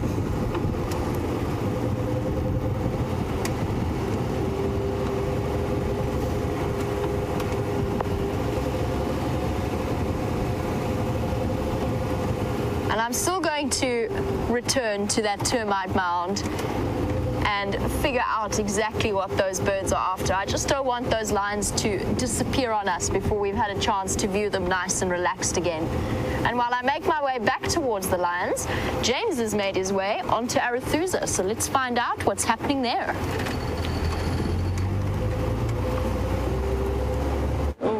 My sunglasses, I keep forgetting to take them off because it's rude for me to look at you with them on. I'm just going to show you. You see, I can't see into your eyes when I do that. It's very rude of me. Sorry about that. Now, we're on the Arethusa airstrip, the international airport, and over there, of course, is an aeroplane, which is what you would expect to find. That is called a Cessna Caravan. It's a turboprop 12-seater. And interestingly, actually, there is actually something quite interesting about it. That is extra fuel. It takes Jet A1 fuel to go in that aeroplane there. We can't put that in the Land Rover. It will explode. On the wheels there, you will notice a number of thorns, red thorn branches, Acacia gerardii, excellent for deterring hyenas, which might like to come along and chew on the tires. Anyway, that little aeroplane is a brilliant bush aeroplane.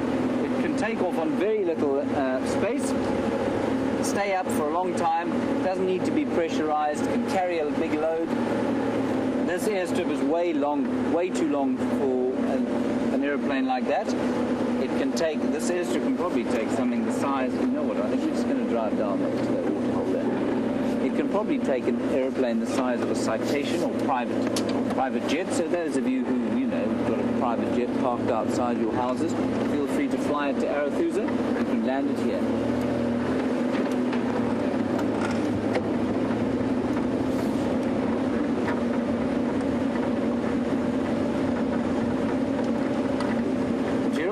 Like to know who are the brave souls who collect the branches to put around the wheels of the aeroplane there. Jerry, I'm assuming they're the land management team for Arethusa. It's not the most brave task I've ever seen anyone have to do. I don't think you can compare it, for example, with going over the top, circa 1916 for Somme. There's the large raptor. That raptor, I'm going to ask you to try and identify everybody. See if you can identify it. I know it's not a great picture, but that's all you need to see of that bird to be able to identify him. And I'm going to give you a few clues. One is that it's an eagle, and 2, obviously, it's a brown eagle. And I'm going to tell you which brown eagles we get here, and you're going to tell me which one of those that one is. We get, in no particular order, the Wahlberg's eagle, the tawny eagle, the booted eagle, the lesser spotted eagle, and the steppe eagle. That one can be only one of those. There's not a shadow of doubt in my mind as to which one that is. So see if you can tell me which one you think it is. and I will tell you why I'm so certain which one it is. So have a good look there, and then while you're sending in your answers, I'll continue to drive down the Arathusa International Airstrip.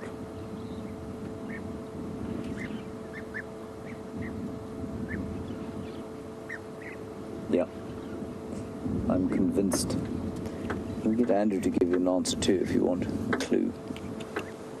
But not yet, Andrew. Say I knew the answer, where would I send it to? Well, you would tell me. Yeah, you wouldn't need to hashtag it. Yeah. Hashtag SafariLIVE. You could. But does your phone work here? No. Okay. Well, you could just tell me. I'll tell Jerry. Oh, there's another one. See? Is it taking off? That is a different species. That's a Wahlberg's eagle, that one. Look at this. See how thin the tail is. I don't know if you can see there you get just an idea of how skinny the tail is in comparison with that other very dark bird that we saw flying over earlier. All right, let's drive along. You tell me which of those brown eagles you think that is. Very picturesque there with the grey of the tree trunk, the green underneath, and the sort of cloudy blue sky behind. Flying.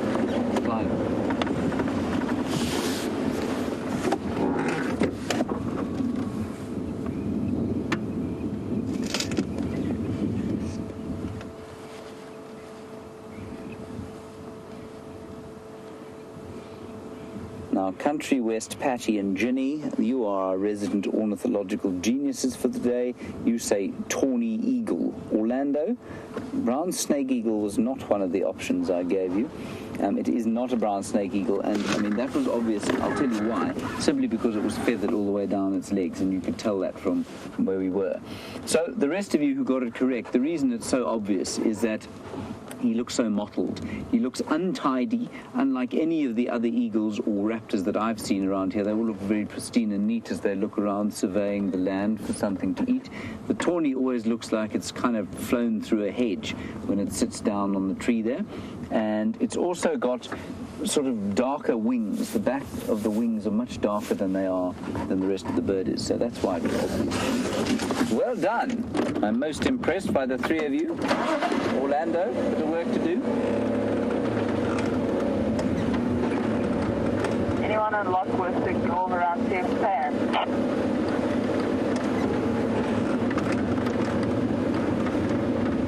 So you can see the wind is blowing from the southwest, according to the wind sock. It's very unusual, sort of southerly.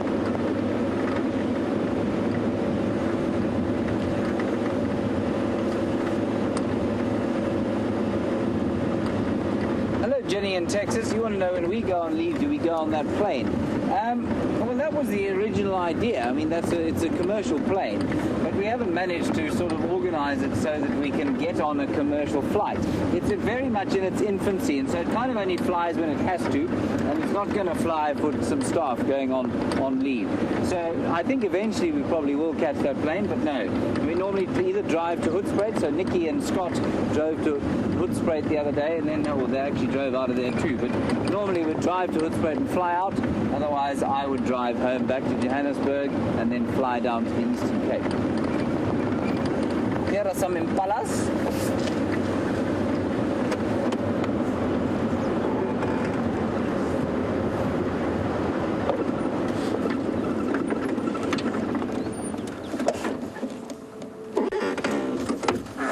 Very nicely backlit there.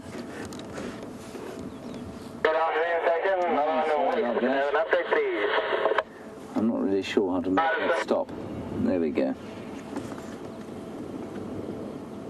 So a lovely little bachelor herd here, and you can see the young bachelors are with their older cohorts, and they won't be tolerated for too much longer. In about 2 months' time, the male's testosterone levels will start to elevate as the length of the day starts to decrease. And as that happens, they'll start to find each other's company less and less pleasurable, and eventually they will start fighting with each other. Now, the little ones won't. They'll just kind of get on with life for another year or so, trying not to be eaten, whereupon they will forget entirely about defense and think only of sex, which is what happens between sort of April and June if you happen to be a male impala. Right. There is word of some elephants here on Arathusa in the drainage line called the Marikeni, which is the drainage line we were in yesterday. And so we're going to try and speed up there and see if we can't catch them before they abscond somewhere.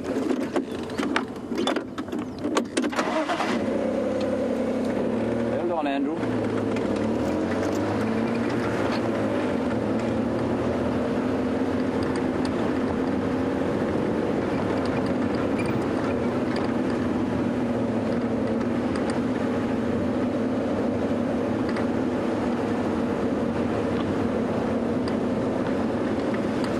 Hello, Daniel. Very good question. You say you know that I described the area that we were in earlier with a drawing of a very poor map, and you want to know how big this area is and how many miles we cover during a drive or during a day. It's 1,500 hectares, or about 4,000 acres is the total area that we're able to traverse, which in the context of a game reserve is not enormous. It's not too bad, but it's not very big. And we probably drive on average, like today, this drive, because we've come from Djuma to Arathusa and we'll be going back again, will probably be roughly 20 kilometers, I would imagine. So that's probably about 12 miles. And on a busy day, so Jamie, for example, she's had all that action quite close to camp. I don't think she'll drive more than 7 or 8 kilometers, which is about 5 miles. So it just depends on what we're seeing and where we see it.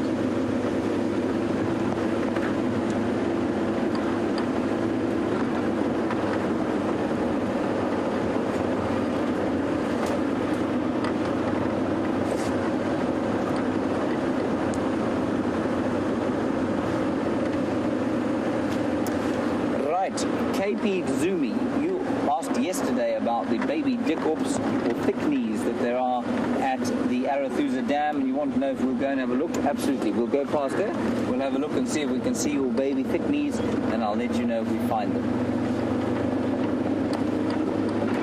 In the meantime, let us go across to Jeme. She's back with those fairly nervous kitties. I think they've relaxed a bit, so that's a good thing, and I'll see you shortly.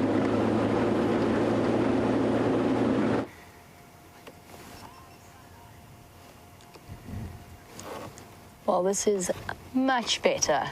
This is far more the norm.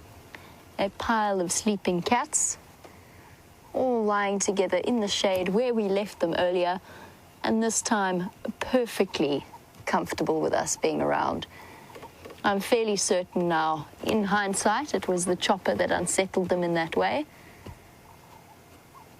And as you can see, we're back to our normal, lovely Nkuhuma pride. I've still given them plenty of space, just to make sure that since they have been stressed already once this afternoon, I decided that I thought it would just be best, even though it compromises our view a little bit, but it would just be best for us to view them from this position.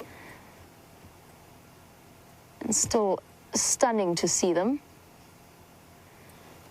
And of great comfort to know that they are happy again and that it had absolutely nothing to do with our presence and more to do with external factors. And as you can see, not up to terribly much on this fairly warm and muggy afternoon. There's rain across the mountains, and it makes me wonder whether or not that's why the tortoises have been popping out and the frogs have been calling. Maybe they smell that or they sense the humidity in the air. Hopefully, fingers crossed it comes this way, but unfortunately I don't think so. Not this time. The clouds have built up all across the west and north of us, but they don't show any inclination to come across in this direction.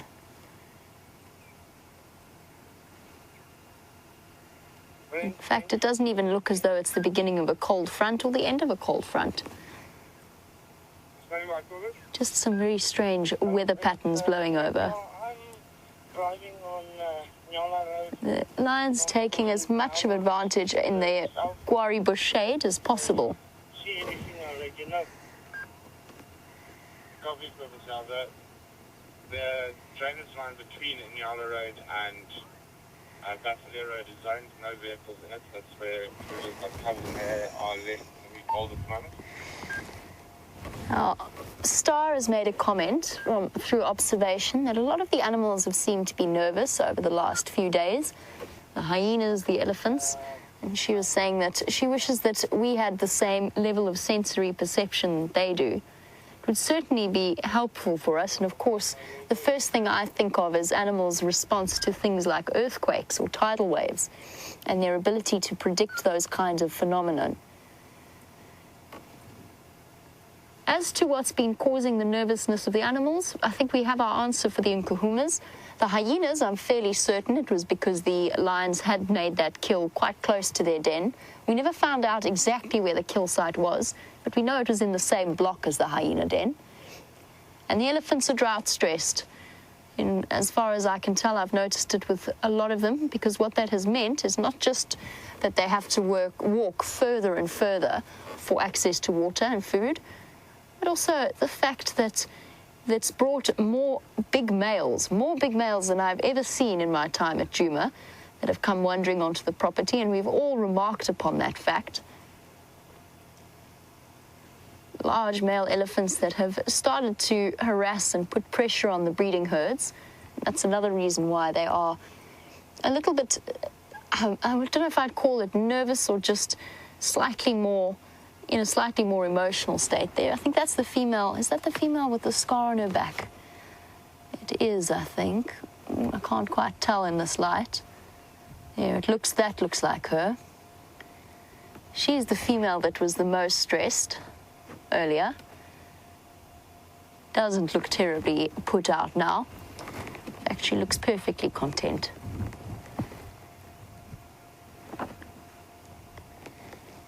But it's something we're going to see more and more of as the drought continues, particularly with things like elephants and buffalo. Whether they react to the pressures of the weather systems. And it is one of those, I spoke about it this morning and this afternoon, the fact that no matter how well you think you know individual animals or how well you think you know the different species, it's always important to remember that the wild aspect means there is complete unpredictability. Oh, looking very comfortable there. Still full-bellied, but between the 4 lionesses, they finished off whatever they killed last night. I wonder whether it's not also a possible explanation for our mystery buffalo that infiltrated the Duggaboy herd that we saw earlier. They may well have managed to catch a buffalo at some point. Whatever it was, they're finished with it now. And in the next few hours, it's just a matter of where they're going to decide to go and drink, would be my guess.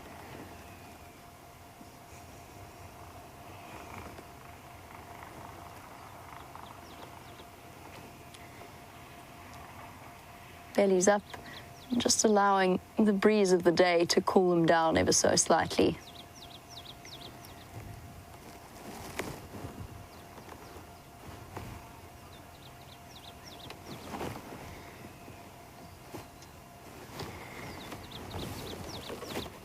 And don't forget, guys, that although we're sitting with sleeping lions now, as I said with the wild aspect, you just never know what to expect. There is a herd of Impala probably about 70 meters away from where we are now. I'm not sure if they know that the lions are around. They did earlier, but I don't know whether that means they've decided to move off. But even though these lions are lying with full bellies, it doesn't mean that they won't jump up and head out to try and catch something. Cats like this are opportunists, and it doesn't do to pass up any kind of opportunity for your next meal. And if you have any questions or any comments that you would like to make on any aspect of our lives out here, even if it's to do with how we experience the bushveld experience, or if you would like a bit of a historical update on the lions that we're looking at the moment, feel free to ask us on hashtag SafariLIVE on Twitter, or you can email through to questions@wildearth.tv. It sounds as though, from what I've been listening to on my Game Drive channel, sounds as though the Birmingham boys have lived up to their prolific buffalo hunting reputation.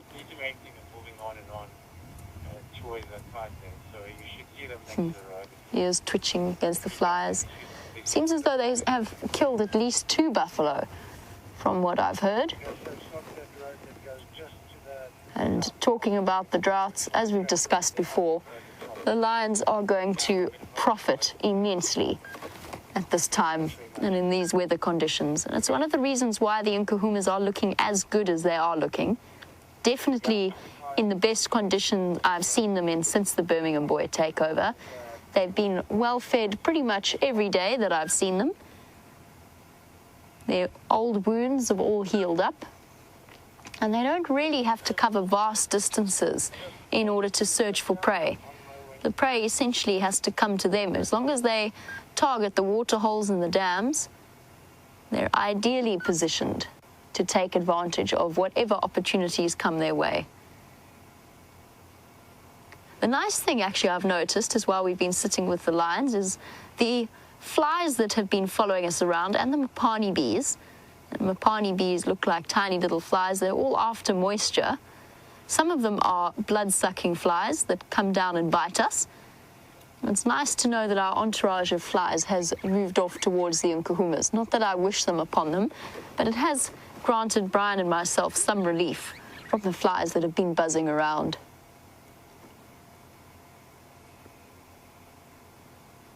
Where will these ladies go next? Where do you think they're going to go next? For those regular viewers familiar with our geography, are they going to pop onto Arathusa? Are they going to go onto Simbambili? Or are they going to turn around and go back towards the Djuma Dam and the Djuma Pan? I'd love to hear where you think they're going to disappear off to next. In fact, let's take a guess and let's see who gets it right tomorrow. I think they're going to go to One-Eyed Pan on Simbambili.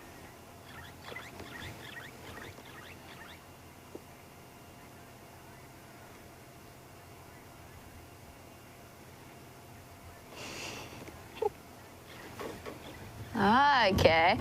And while we're sitting with the lions, having a big stretch, there goes the leg, and the lion's not up to much. Jared is on 99 bird species, and his OCD feelings have kicked in, and he really wants just one more to bring him up to a nice round number. Jared, I'm going to try and see if I can spot one for you. There's always the chance that even though we're with lions, and Jared has very kindly said that he knows that we've got lions, so it doesn't have to be today, but that doesn't mean that we can't find you a new bird species. And now I'm doing a frantic search of the various bushes around us.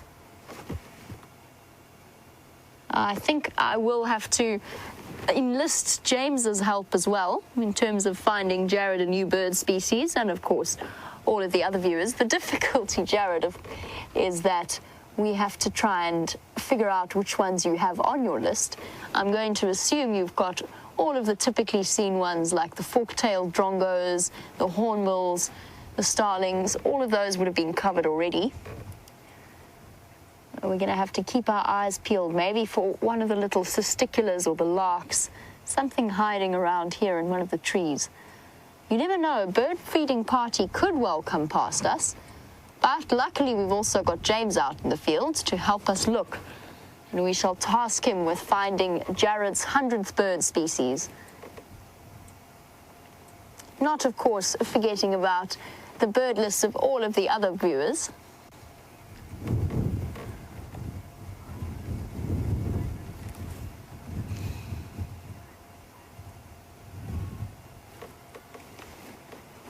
And Bethany is concerned about the olfactory safety of both Brian and myself. And what I mean by that, you asked, or you've said that you hope that Brian and myself are sitting upwind of these lions, and you actually described it as the flatulent cats. This morning was probably one of the most entertaining mornings that I've spent with flat cats, as we term them, because one of them happened to let loose quite an explosive expulsion of flatulence that then wafted over Andrew and myself and sent us into an eye-watering state, and trying to cover our face. Andrew had his buff around his face. I was trying to breathe through my sleeve. But the funniest part of that sighting was actually all 4 lions, including the one responsible for the sound effects, the fireworks of the morning, actually got such an enormous fright that they shot off in all 4 different directions. Highly, highly entertaining. It is, of course, one of those unfortunate byproducts of their most recent meal, is that it has resulted in some gastric distress, apparently. Fortunately, that seems to have ceased. However, they've put themselves in a much nicer position, and I'm sure Brian is also fairly grateful. He's nodding in the back. Fairly grateful for our new positioning, which is pretty much upwind, not upwind of them, but at least not perfectly downwind, which is where Andrew and I were situated this morning. And they'd put themselves in such a perfect guari row that we couldn't go anywhere else. That was it.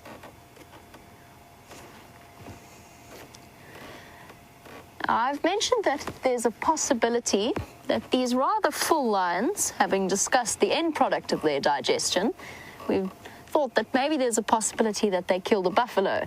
But Country West has said they couldn't surely have eaten a whole buffalo in one night. Country West, I think, honestly, it was 2.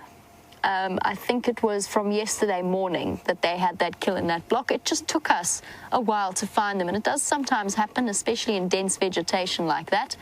And when they move across paths that don't leave clear tracks, and if you can't hear the audio of them fighting over access to the kill, and you do occasionally miss out on a sighting. So I think it was 2 days. That being said, they could finish a buffalo, and the reason I say that is because the buffalo are currently having calves.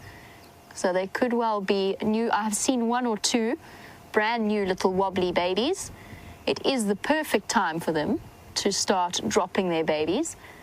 They could easily finish off a buffalo calf in that time. I could be completely wrong about that, though. It may well not have been a buffalo. All 4 of them have got round bellies, but they're not completely stuffed. And it was finished in the space of about, I would say, about 24 hours. It was an interesting morning spent trying to track these ladies. They were doing a dance, or leading us on a dance.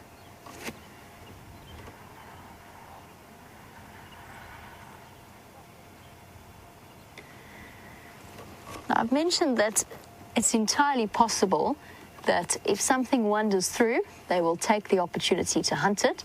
But Bethany was wondering if that doesn't occur, so if an animal doesn't wander through, how long will it be until they decide to hunt again or actively pursue prey? And Bethany, it will be, given the sort of the fullness of their stomachs and the speed of their digestive processes, I would say it would probably be about in the next 2 or 3 days when they start to really actively look. Though that being said, there's always the chance that they move through an area, spook something, and attempt to hunt, spot something, not spook something. They won't generally try and hunt something that they've frightened already. But if they spot something that they want to join, then they might try and have a go. Well, our lions are flat, and James has been looking for other wondrous animals to show you, and something that might be on their menu at some point in the next few days is a waterbuck, so let's go and have a look. Wondrous indeed. We have the waterbuck bull here at Arathusa Dam, and he was accompanied by a whole lot of youngsters and a couple of cows. They've taken fright and run off, and he is busy grazing just trying to get a last bit of nutrition before he has to start watching out for the great creatures of the night that might come to eat him, aka the Nkuhumas pride. He is not alone here at the Arathusa Waterhole. Andrew will now skillfully display a great migrating herd of wildebeest streaming across the plains there, possibly going to come down for a drink. We'll get a little bit closer shortly, and quite a nice herd of wildebeest. And you can try and count them. I'm going to do the same. 1, 2, 3, 4, 5, 6, 7, 8, 9, 10, 11, 12, 13, 14, 15.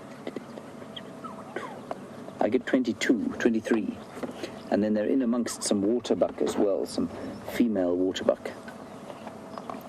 Right, let's go a little bit closer along the dam wall here. You might also, Andrew, can you see the horn sticking up there? Look, there's another waterbuck having a little bit of a drink just over there. And another one over there. In the bush. Now, KB Zumi, I'm not sure which deck you saw those dip-ups under. I suspect that it's under the far deck over there. And that deck, unfortunately, belongs to the owner or the general manager, so I don't really want to go and drive underneath it in case he's perhaps showering and getting himself ready for dinner. Imagine having a camera as he walked out for his evening constitutional. We'll certainly have a look soon.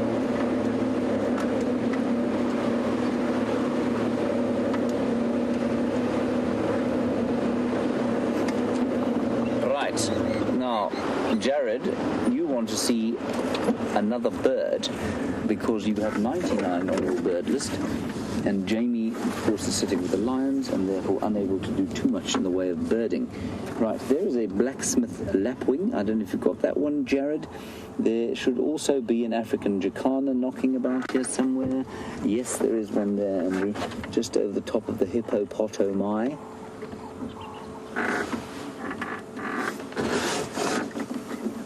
No, Andrew, that is the hippopotamus itself. Just over the top there, right at the edge of the greenery. There we go. And then, Jared, you might be able to hear the bearded woodpecker behind us. Tick, tick, tick, tick, tick, tick, tick, tick, tick, tick, tick, tick. I'm not sure if you're allowing yourself sounds. And then guinea fowl, helmeted guinea fowl we have here. There they are. Hello, helmeted guinea fowl. So, Jared, that's 3 or 4 species and some jippo geese, of course, but I'm sure you've got them. Look at the wildebeest having a bit of a roll there, Andrew. Behold.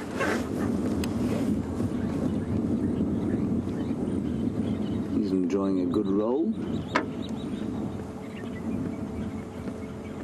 I wonder why the rest of this herd doesn't seem to be coming down to drink. Well, some of them are. The rest of them are just grazing on the clearing here. And let's try and also count the number of calves and just see if it isn't our Juma herd. There are 10 there. This herd has 1, 2, 3, 4, 5, 6, 7. I think this one's only got 7 youngsters. So, yeah, 7 youngsters. I don't think this is our herd. I think it's a different one, which is good. It means wildebeest numbers are pretty good. And there's also, of course, just to the left of where Andrew's looking now, sorry, right of where he's looking, there are some buffalo. And those buffalo bulls are just having a snooze down in the mud. Now, sometimes you can confuse wildebeest for buffalo. Well, some people can. And if you look at them together like that, they're very clearly completely different animals. One of them is face planting there. That's very interesting to see. He is basically head-butting the mud. It's a very strange thing to be doing. It's very amusing.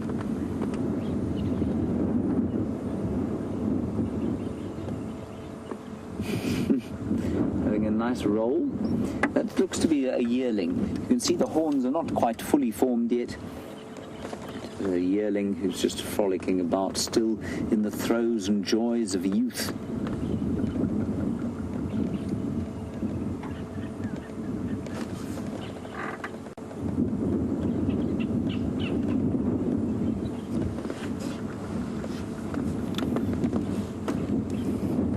Heidi in Switzerland. Like I think I've said to you before, it's a very appropriate name to have, being a Swiss lady. Ooh, frolicking around there. Heidi, you want to know about whether when it rains here, does it rain short and sharp or does it rain for a few days? Normally short and sharp, Heidi.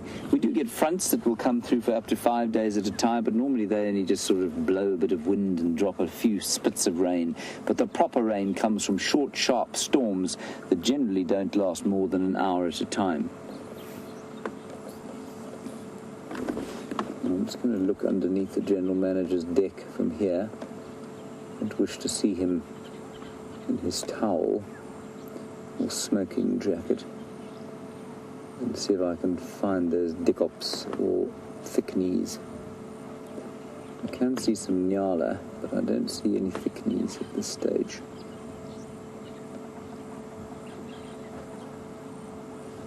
KP, we will keep a lookout for them. They're great. It's so peaceful to come and sit by the water like this and watch animals coming down to drink. I find it just possibly the best thing to do.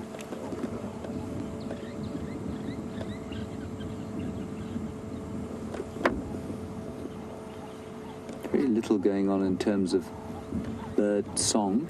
Just a dove calling behind us, the old Franklin. And then I can hear one other bird. That's a Birchall starling there, Andrew, well done. One other bird I can hear, and so we'll just pop around there and see if we can't see him, is the red-billed buffalo weaver. Now, I don't know if you have that one on your list, Jared, but let's go.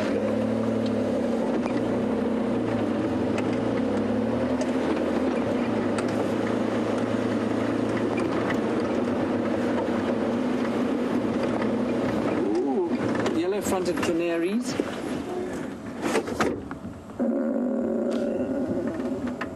Jared, did you get that? That's the yellow-fronted canary, that tail there. Oh, no, that's a grey-headed sparrow. It was in a mixed flock with some yellow-fronted canaries. Almost impossible to film. Go on. Is that a brew? No, I think it's another sparrow. Oh, yes, it is. Grey-headed sparrow. That swizzling call.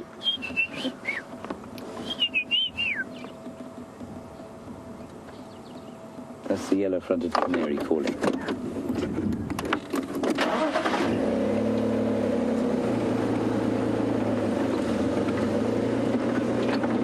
Sorry, Jerry, could you go again with Larry's question, if you don't mind?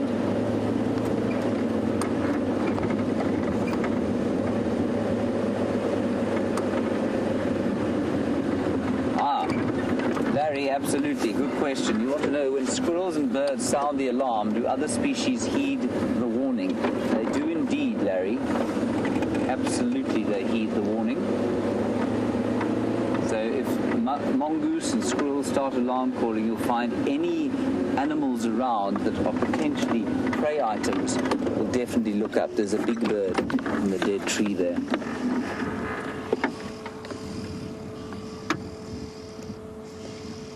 That is a Wahlberg's eagle. And I know that because of the little crest that he put up at the back of his head. There, you can see it now. Small eagle. And I can just smell the wood smoke coming out of the camp here. This is one of my very favorite bush smells, is the smell of a wood fire just before supper time, or before story time around the fire.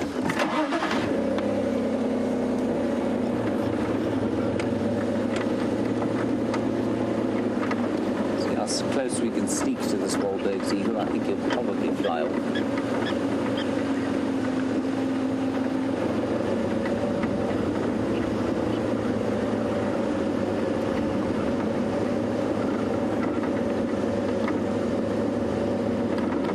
Confiding.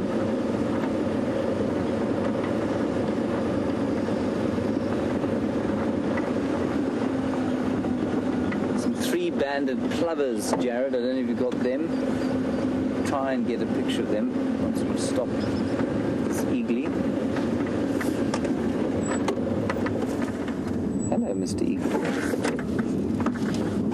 Being particularly friendly to us.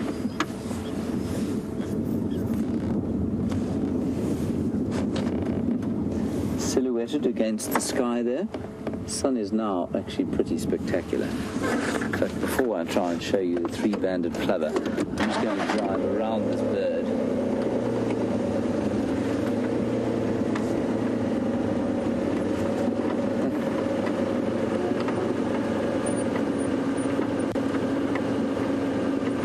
Try and put him against the sun.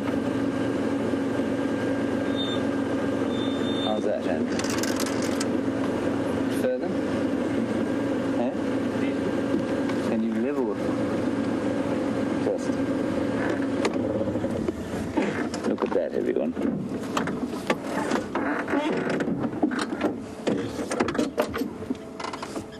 Isn't that beautiful? Wahlberg's eagle silhouetted there.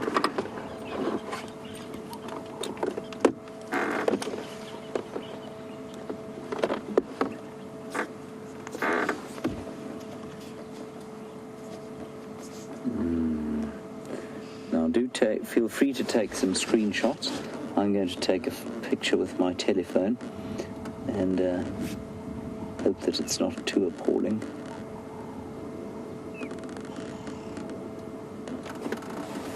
Yes, I don't feel it quite does it justice. I was recently showing, my mother said, could she look at my photograph? So I said, of course you can, Mother. And she said, do you have any that aren't of the sun? And I had to admit that I don't think I do have many that aren't of the sun.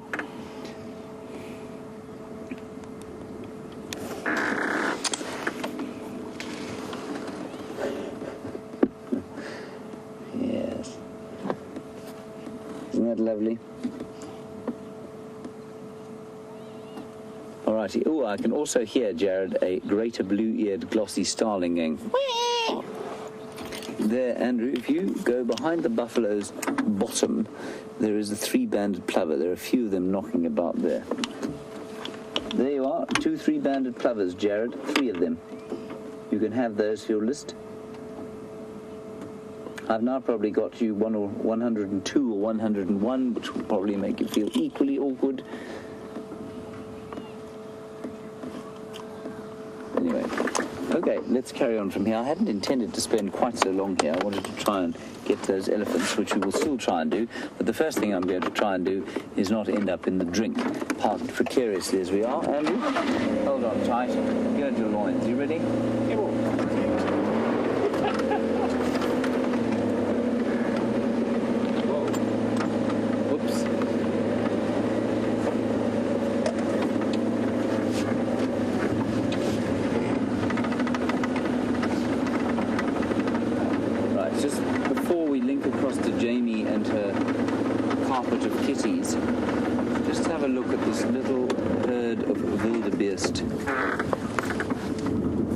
Beautiful. Lying on the ground, one with his mum, some without their mums. And look, they've got their little horns. See already? Just, what would they be now? December, January, bit of February. 2.5 months old, they've already got little horns. So precious. It's wonderful to see. They've done really well, both the herds. To have got this many little ones to this age is brilliant. But you can see not a lot for them to eat at all.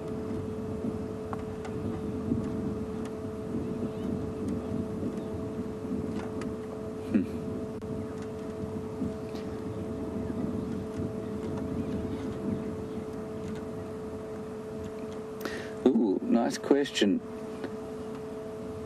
Jeffrey, you want to know what the best smelling firewood out here is? Well, I don't know that I've ever actually sort of learnt of better smelling species than others. I think the acacias probably smell the best. They're the least sort of aromatic. So I think it's probably them. You can also burn something called tambuti, and tambuti smells delicious, but it's very toxic and you can't cook on it, and if you inhale the smoke for too long you start to feel rather sick. But it does smell wonderful. So tambuti and acacia. Right, let's head across to the carpet of cats, see what's going on there, and I will try and catch up with you when we have got some elephants to show you. Forward ho, Andrew.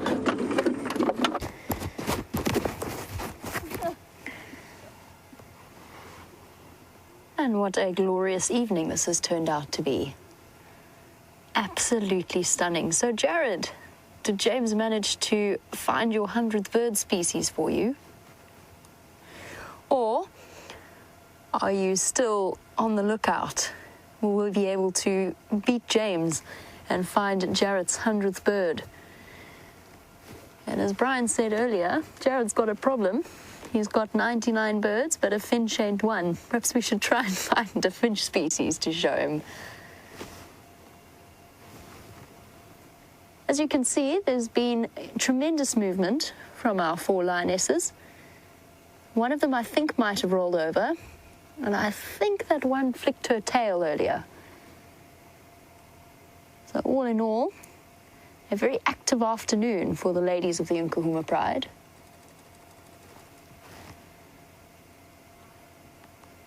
Looking particularly restful. One of them looks like she's cuddling. What is she cuddling there? A buffalo thorn.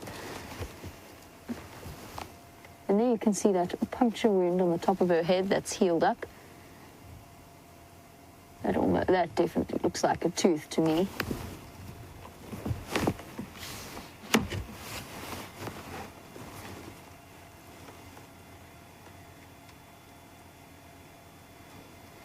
It's not actually a buffalo thorn. My apologies. It looks like a young knobthorn, now that I can see it closely. Still not the most comfortable tree in the world to cuddle. That injury's healed up nicely, though. That could easily have come from one of the other lionesses or from an encounter with a male. Nothing too serious. It's amazing how resilient these animals actually are.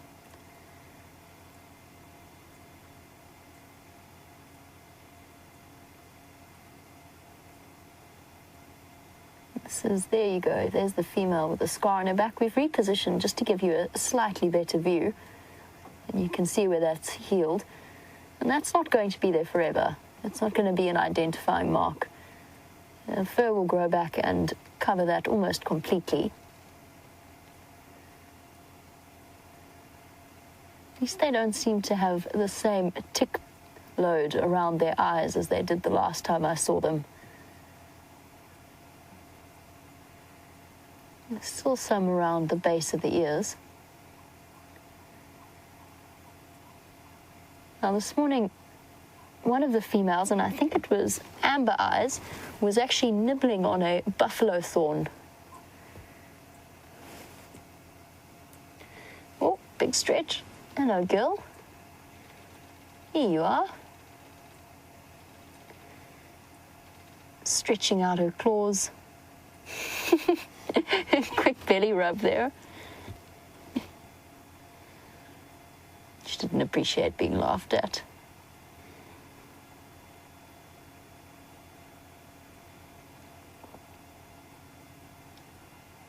And that puff of breath, you could see it blowing all of the leaves around her. But yes, they do carry ticks and parasites and fleas and mites. And the other frustration, of course, are all of those flies that are shooting around their ears and their tails.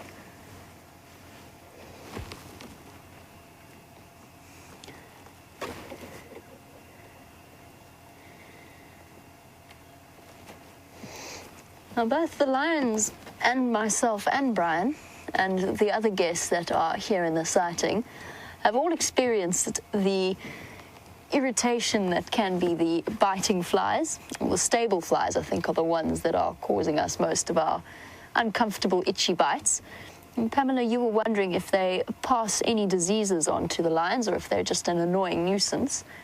And those particular species, as far as I know, don't pass on anything particularly malicious. I wouldn't be surprised if they can cause bacterial irritations to the animals concerned, and I certainly react more than other people, but I think that's more an allergic response than anything else. But there are certain types of insects, for example, tsetse flies, although we aren't plagued by that problem here. But there are certain species of fly that can pass on diseases and parasites.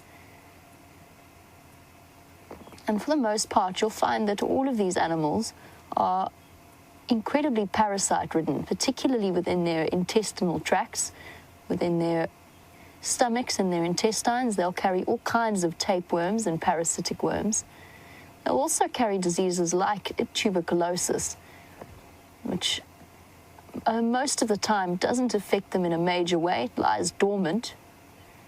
They have, to an extent, they have an internal resistance to it, but they do occasionally go through outbreaks of it. It affects, she's dreaming, I think. Her feet twitching, just like your pet cats and dogs do at home. That wasn't just a reaction to flies, that was a little bit of a dream run. Station 6 Clovers, pulling out of the increasing fire. Very, very active on the full side too. Thank you, I go. Now this morning, our search for the Nkuhumas lionesses started off with following each and every vulture that we could find sitting on the trees around us. And I believe that James has found another vulture to show you. Right, hello everybody. We've just done a quick segment here on this vulture, a white-backed vulture. One just flew off. This one looks like it's skulking, searching the landscape for carcasses of recently expired animals. And of course this is exactly how Jamie was trying to find the lions today. She was looking at a vulture exactly like this, the white-backed vulture. In the background you can hear a long-billed crombeck alarm calling frantically, going. Now normally they would do that to birds of prey, but I don't think that they would alarm at a vulture like this unless they're slightly myopic. All right, and that's the vulture. Let's head back across to Jamie and the lions. Oh.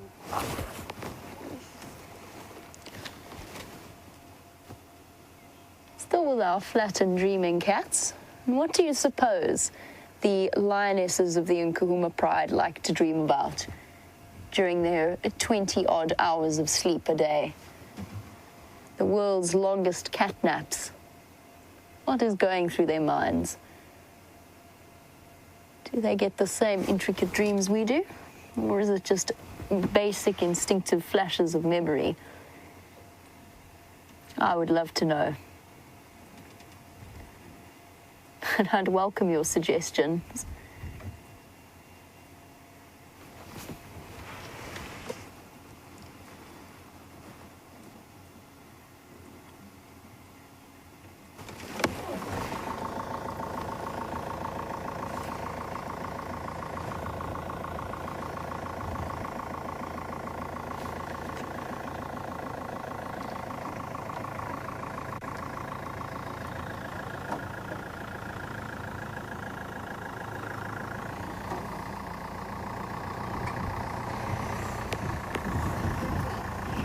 Now, while we are watching the lionesses, Iggy has suggested that the possibility of some of their strange behaviors might be explained by the lunar phase that we're in at the moment. It is new moon that we are currently experiencing.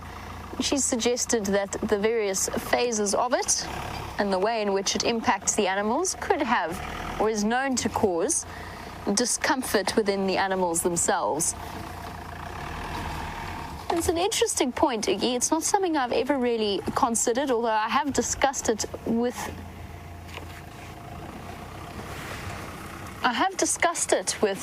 various people within the camp and the effect that the moon has on the animals themselves.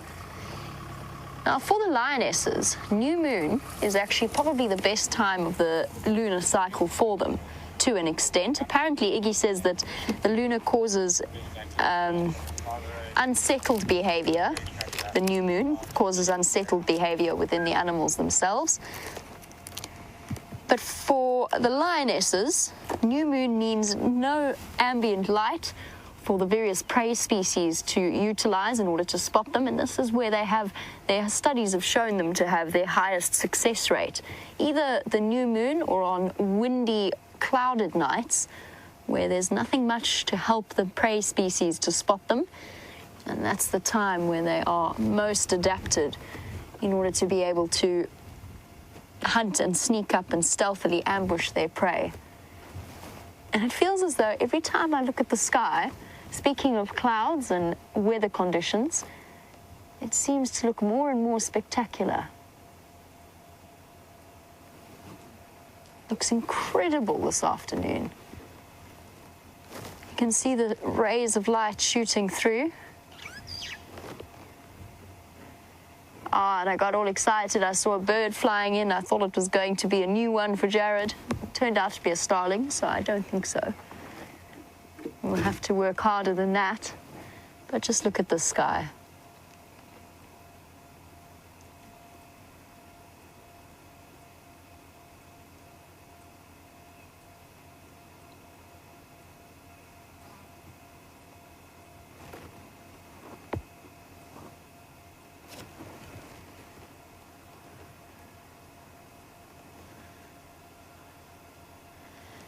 That is absolutely exquisite. Just taking a moment to enjoy the sounds of the bush and the scenery.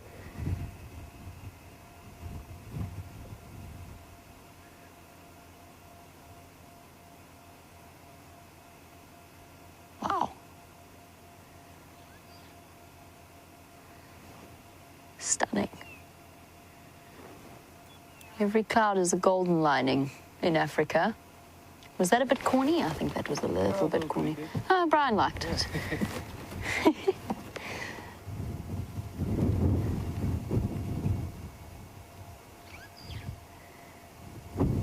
Here we go. And back to our sleeping lions. I just thought I'd allow us a few moments of relative silence, apart from my every cloud has a golden lining. I don't know, Brian. I think it might have been a bit of a stretch. Okay, thank you, Brian. I appreciate it. Back to our sleeping kitty cats. Cindy, you were wondering if lions purr like domestic cats. And Cindy's watching all the way in Florida, and yes, they do.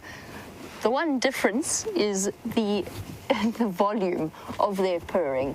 It is absolutely incredible to listen to. Now, Cindy, I don't know if you've been around for the mating leopards, because you don't hear lions purr as often as you do from a female leopard attempting to seduce a male. But that incredible load almost sounds like growling when a big cat purrs.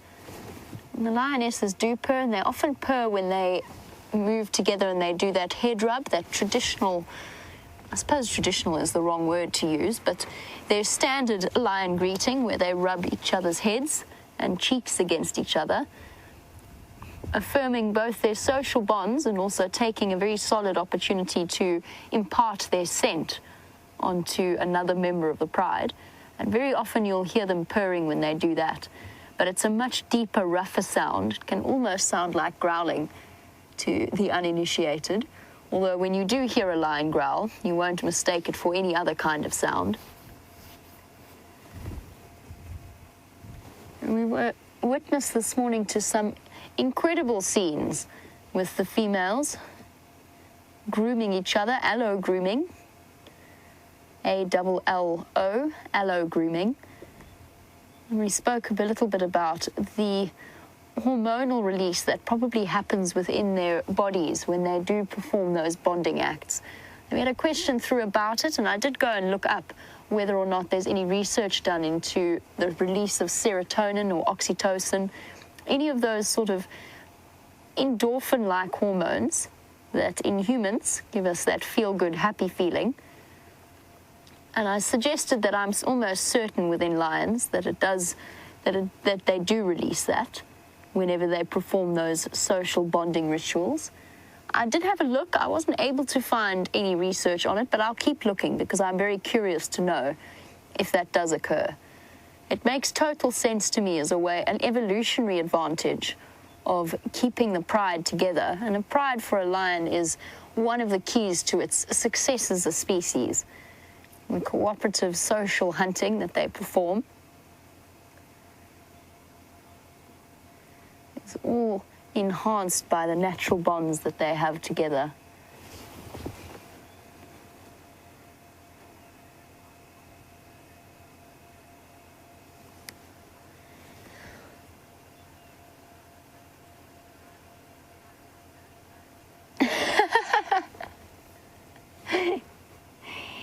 Cats in Tampa. Cats in Tampa made me laugh out loud there. Kat has said that perhaps the Nkuhuma ladies are dreaming of the Birmingham boys arriving just in time for Valentine's Day. I don't know, I found that quite amusing. And Alina has even suggested that they are dreaming of the giant catnip in the sky that they might have access to. Interestingly enough, Alina, they do react to catnip just the same way that domestic cats do. So they get as enticed by the presence of catnip and lose their mind and go a little bit crazy for it. It's not something that naturally occurs here. And the only reason I know that is I know that they did do a study into it. And I wouldn't really go throwing catnip about and distracting the lions with that kind of interest. But I did have a good chuckle as well about the Birmingham boys arriving for Valentine's Day. You never know, ladies. One of your sisters or aunts or whatever she might be is currently off occupying the attention of the Birmingham boys. But she'll be finished by the time Valentine's Day comes. And for new viewers, a bit of an explanation as to what I'm talking about. The fifth and final female within this pride is currently mating with the Birmingham boys, a coalition of 5 young males. They're off to the east of us at the moment, but you never know when they might decide to pay us a visit on Juma. They wander close to Juma's boundary with a fairly regular patrol pattern. But she will be mating with them. I'm actually surprised that she's still with them, or at least that she's still mating with them. It seems like it's been quite an extended estrus period. But for lionesses, it can be anywhere from between 5 to 7 days that they spend mating with the male.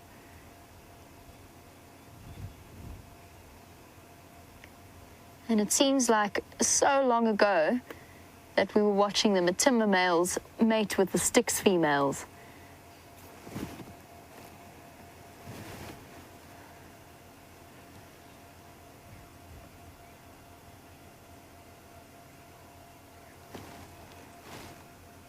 And as we look at these incredible, perfect hunters, we have a question about the males versus the females hunting. And it's a question that comes all the way from York. And Jilly, I've been to York, actually. I really, really liked it there. I think it's a beautiful area. But Jilly wanted to know, do I think that the females are better hunted than males? Because you've seen 2 kills, and both of those, it was the females that affected them. And yet it seems as though the males always get to eat first. And it's that's actually quite a complex question, and it comes with a couple of different answers. First of all, to an extent, lionesses are not necessarily better hunters, but they don't overheat in the same way that males do nearly as quickly. So they're not as bulky, they're much more agile, and they're capable of sustaining their speed of their attack for a little bit longer than the males might be. They also tend to be the primary hunters or providers for the pride, which means they need to hunt fairly regularly, especially as the pride gets larger and larger. They need to hunt for some large prides every day or 2, depending on what they're catching. Does that mean that they are more efficient hunters? It depends on the size of the prey. So a female with... Sorry, guys, just bear with me one moment. There's just another vehicle entering the sighting, and I think he's been trying to call me. Sorry, Jilly. Be with you in one moment.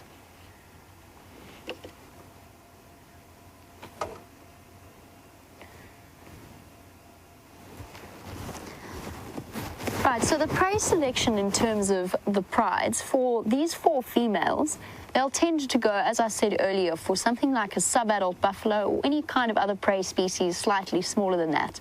As soon as you involve a male within a hunting pride, they immediately start to target bigger animals, and that can be anything from a large dugger boy or a large buffalo bull right up to the point of a giraffe in different instances.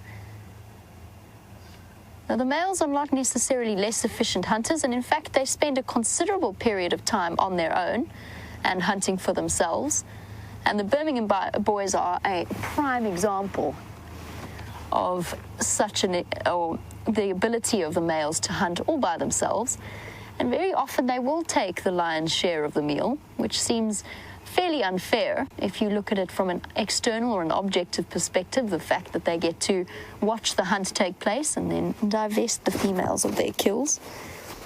But the reason behind that is that they're actually the protectors of the pride, and that entails moving huge distances, patrolling enormous territories, marking and calling repeatedly, and probably actually have more energy demanding lifestyles than the females seem to do.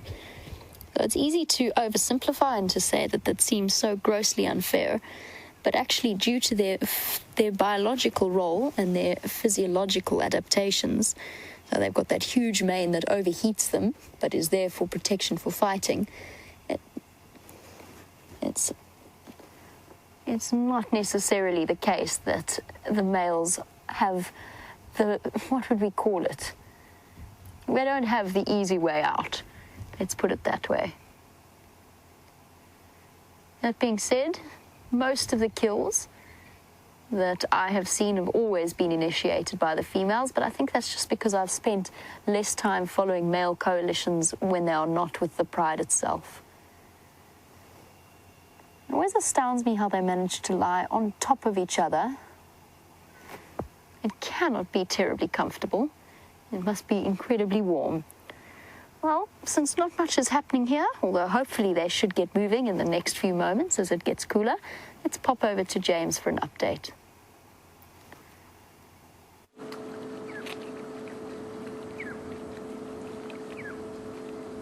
Hello, everybody. Anybody mobile in the roost? Sorry, excuse me. Let me just turn that down. Hello? Right. We're here at a beautiful wallow full of mud, and this is a completely natural waterhole. It's been made so probably by warthogs initially, then buffalo, I'm sure some rhino have been through here, and I'm very sure that elephants come down here and put mud on themselves when they're hot in the day. But it is the most wonderful feeling to mix this glorious mud. Maybe not for everybody. There is a certain odor of dung. As Andrew says, makes excellent war paint. And there are some warthog tracks around here. Now, I put this on my face, of course, because around the world, probably as we're speaking, there are countless human beings sitting in spas, having disgusting, vile-smelling mud spread all about their persons, because apparently it's really good for the skin. So we will see tomorrow morning whether the 2 patches under my eyes are in better condition than the rest of my face. I'm going to go with probably not. I'm afraid we found the elephant tracks where the elephants had been, but I'm afraid the elephants seem to have gone away somewhere. So we're still looking, but we're on our way back east towards Juma as we speak. Andrew, do you want some war paint? No, thank you. No. I thought we were going to do a joint war painting. I'm not a warrior. Ah, you are, Andrew. All men are warriors. Probably fine. You have a rash on your face. I probably will. I'll probably break out into a horrific case of acne. Right, on we go. The mud smells like, well, it smells like mud, like clay, and smells very rich. And I just could not stop myself getting out to try and stir it. It just looks so wonderful. It is quite smelly, though. I think I might take it off my face. Try not can't get it in my eye. Right. I believe those kitties are still sleeping with a great enthusiasm. I'm glad they've calmed down, I must say. And it would seem they were probably doing some game counts. That's what I've understood from what I've heard on the radio. They were doing game counts, and that's probably why they were a bit upset about life.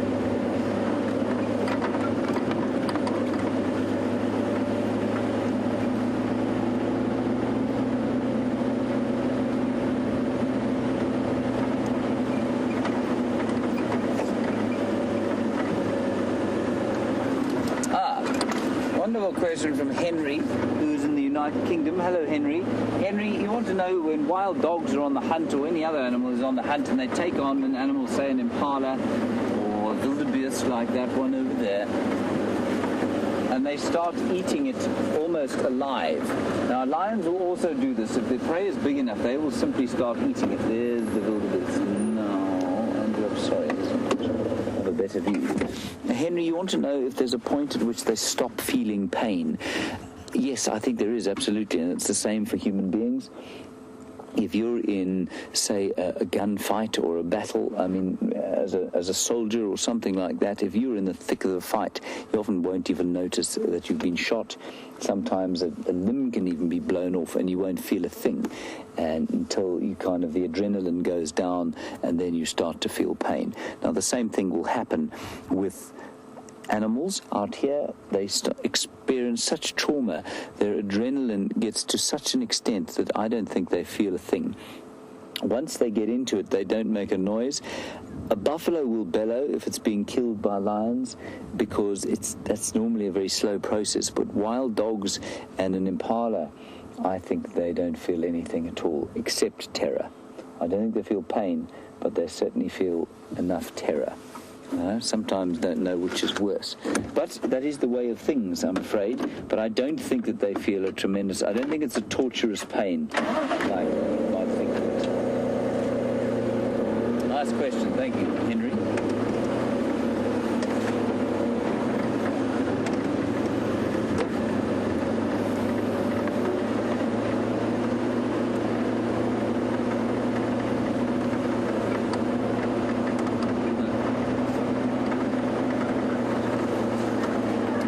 James Taylor, you want to know if any of our parrot species are able to talk or say human words.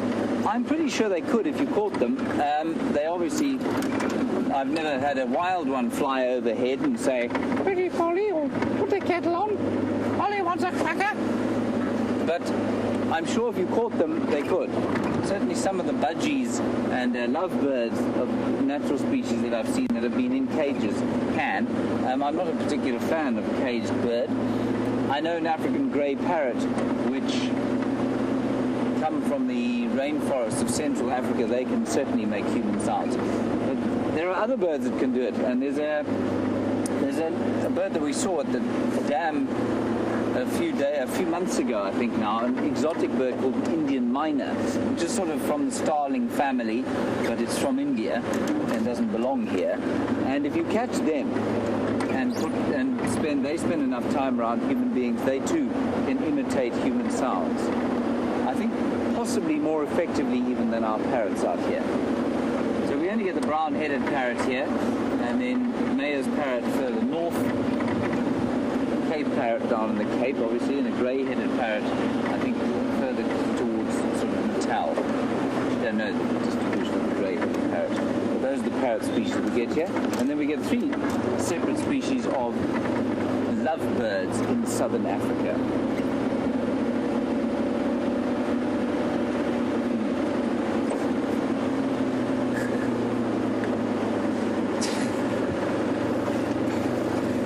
You're on Twitter and you want to know if we get chicken hawks, and Andrew's wondering why I'm laughing.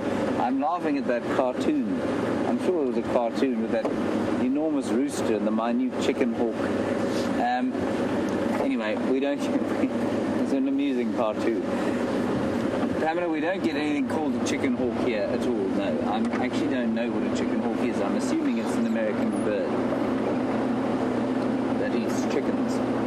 Probably other ground-dwelling fowl. No chicken hawks here. I'm trying to think what the closest... I mean, I guess the closest relative would be something like a dark chanting goshawk, maybe, or an African goshawk.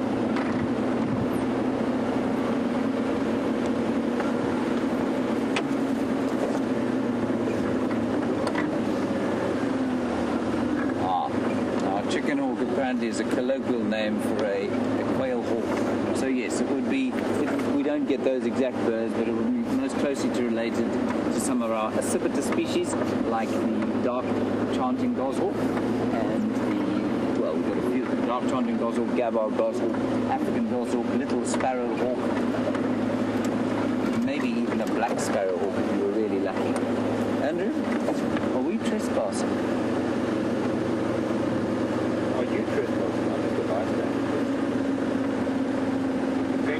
Excuse me, I'm just going to get out my my map. You'll notice yesterday I said if you run out of those enormous bumps of Arethusa, Jerry's got a GPS feed, and she says she reckon no, we're okay. Suddenly, here's one of the bumps. Ready? Yes. You don't find those on Simbambili.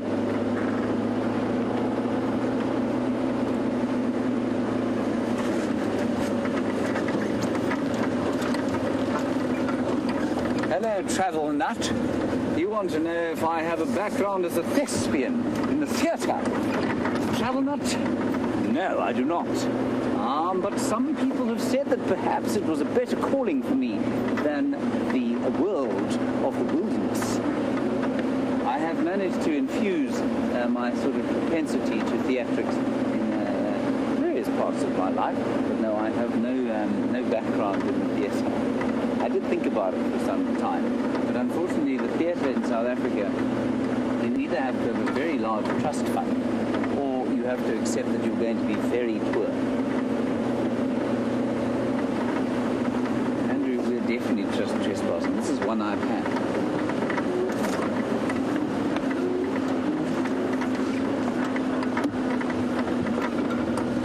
Jerry, check your thing.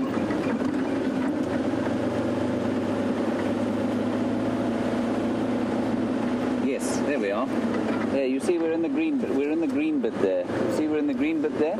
We shouldn't be in the green bit there, Andrew. We should be in the white bit. Coming up on Triple M now. Please don't tell everybody. I've got a bit embarrassed. Please don't let there be anybody coming up on the main road now.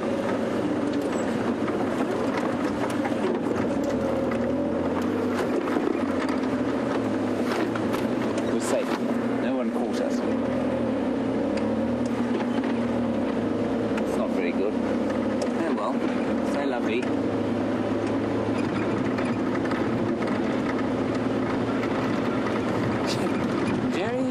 It's Jerry's birthday tomorrow, everybody.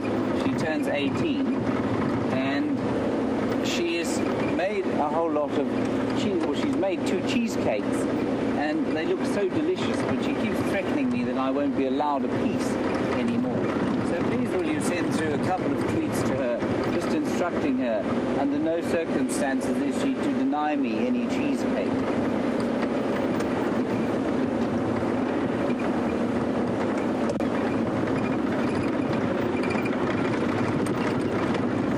So we're on the Triple M break now. Simbambili, not Arethusa, to our left-hand side. The gate to our north, Djuma to the right. We're going to be turning right at the next available opportunity. Hope that nobody follows our tracks. There we go.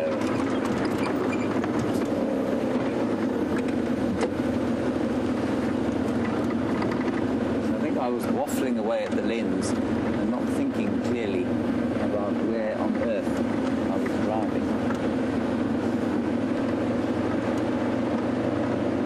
Right, so let's go back across to Jamie and her kitties. We'll drive down into terra more familiar to us shortly.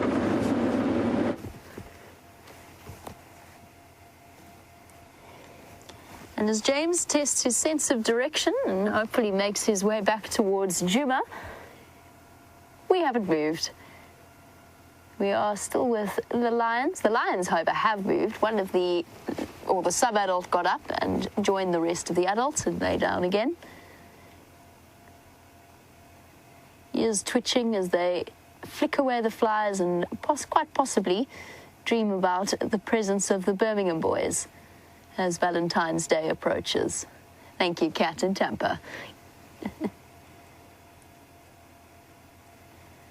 It's always interesting to sit with a sighting like this as an evening starts to draw to a close and just wonder a little bit about the ways in which the night is going to play out and what's going to happen. I noticed as soon as that sub-adult got up and moved slightly, already their bellies have started to shrink in size, and it's absolutely phenomenal how fast or how rapidly their digestive process works to allow them to process those huge amounts of protein and fat and even bits of bone and be fully digested. When you think how much they eat in one sitting and how distended their stomachs become, they really are a marvel of engineering, being able to be adapted like that, to take advantage of any opportunity to have a meal and to eat as much as they can as quickly as possible.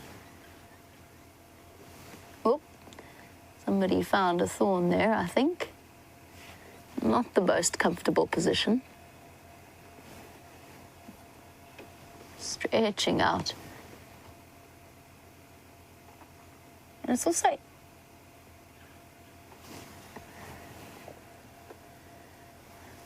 now Marcel, who is joining us for the very first time and would like to know a little bit about how this live stream works. Well, first of all, Marcel, a very warm welcome. It's wonderful to have you on board with us on our live safaris, and we hope that you continue to watch us. Now, Marcel, I'm probably the worst person to ask that question to, but I can sort of explain to you how our whole process works. We sit on a vehicle with a cameraman, and in this case it's Brian, who is behind us operating the camera and bringing you all of those incredible shots.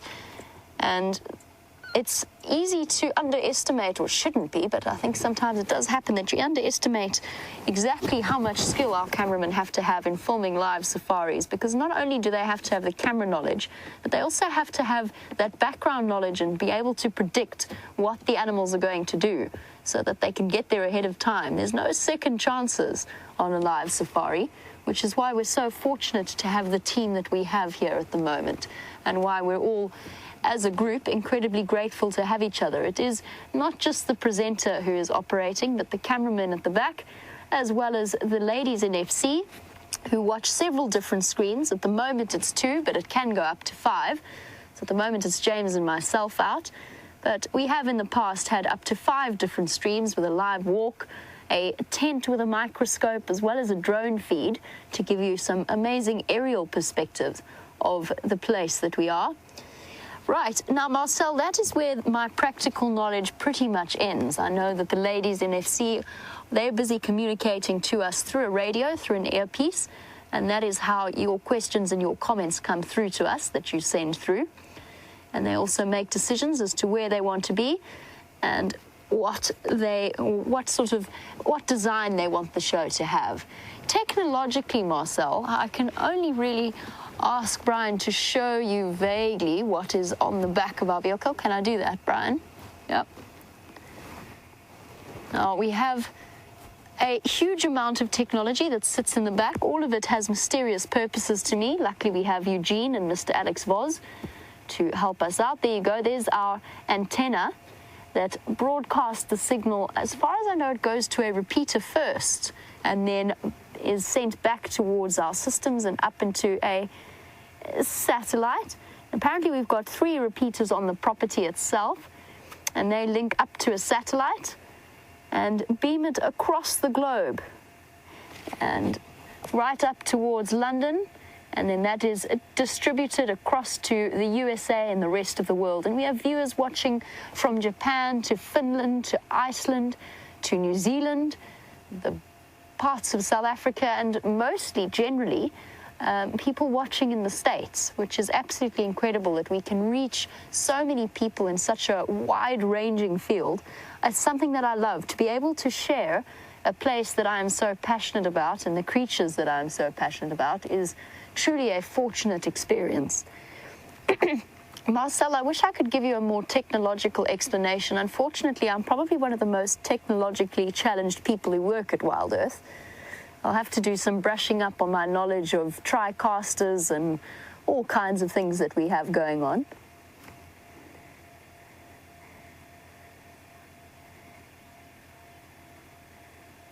And there we go. Calvin, sitting all the way in Toronto in Canada, is watching us and just thinking how amazing it is that he can be sitting in Canada and watching a lion pride on Djuma in South Africa. And you just wanted to know, Calvin, how many lion prides do we have on Djuma? Well, between Djuma and Arathusa, which is the area that we can generally drive around on, the main two prides that I would say we see the most are the Nkuhumas pride, so the females that you're looking at now, as well as the Styx pride. Well, we went through a period where we also saw a pride known as the Salalas, which consisted of 2 females and 3 sub-adult males that had been displaced as an far-reaching effect of the Birmingham Boy takeover.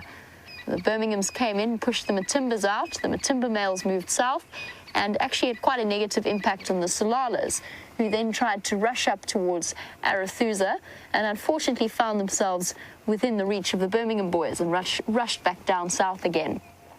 There's also the Talamati pride, which is further to the north of us in Buffelshoek, but those are generally the main prides that you most likely will see. Oh, and I forgot one, the poor Shimungwe pride.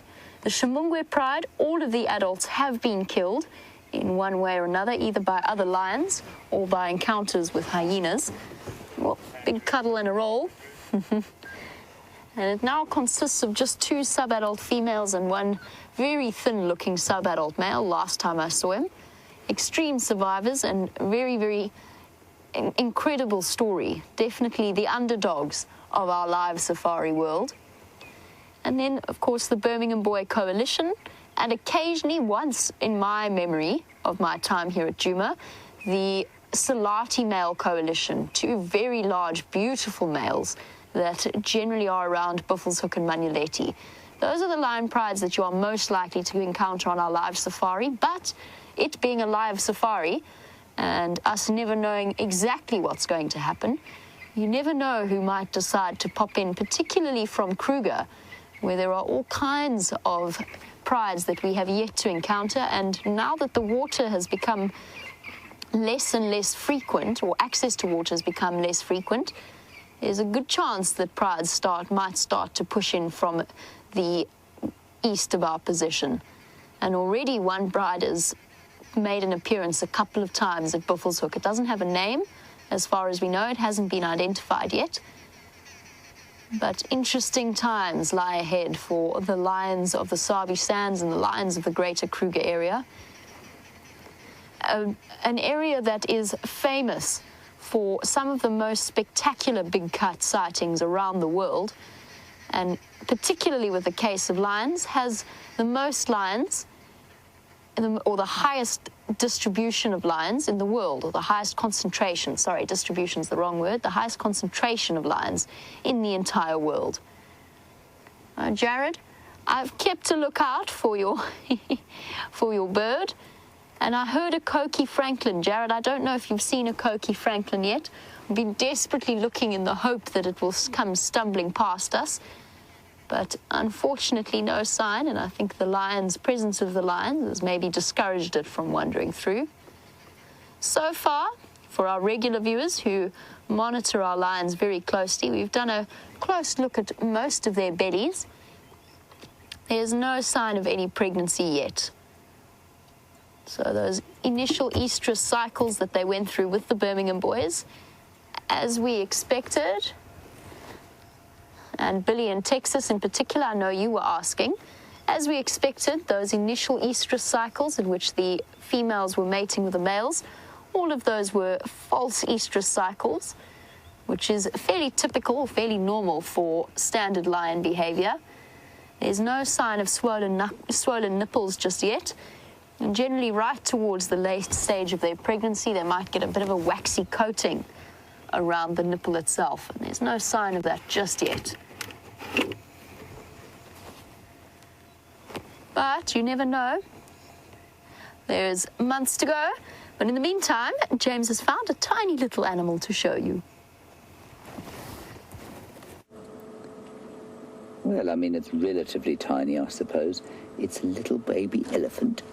And it's the elephant we've been seeing. Its mum has the chopped off trunk.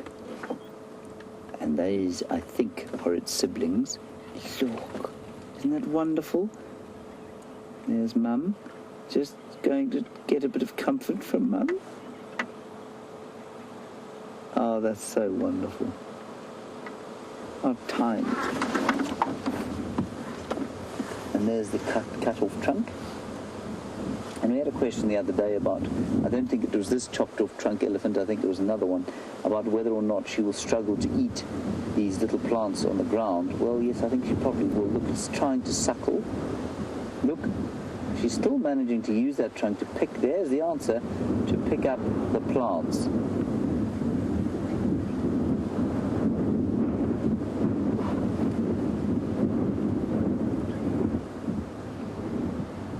You can see the little elephant's elbow. Can you see that? Obvious elbow joint there.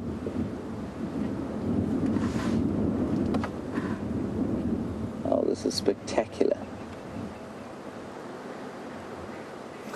Wonderful way to end our afternoon.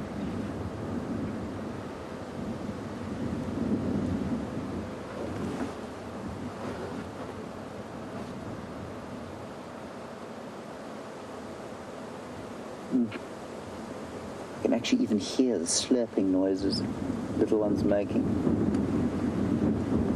The other youngsters reversing into its mother. So if we look at the herd in its entirety, there are 4 of them. There were 3, and if there isn't one, if one of them isn't a sibling, at least a youngster of the big cow there, it's that one there. I'm pretty sure the other one is. So the slightly smaller one there on the right-hand side, not the right-hand, that one, I think that one is probably a sibling of the very small one. I think the middle one there is either an older sibling, although the mother doesn't look old enough to have a youngster that age. So that one actually could be a sibling of the mother, so an aunt to the other 2. That's my guess.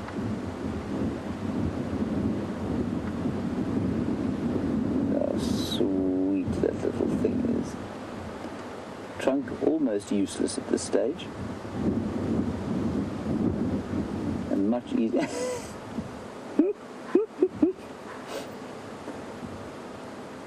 So sweet. All right, everybody, that's it from Andrew and I today. Pity we found these ones so late. Sorry about that.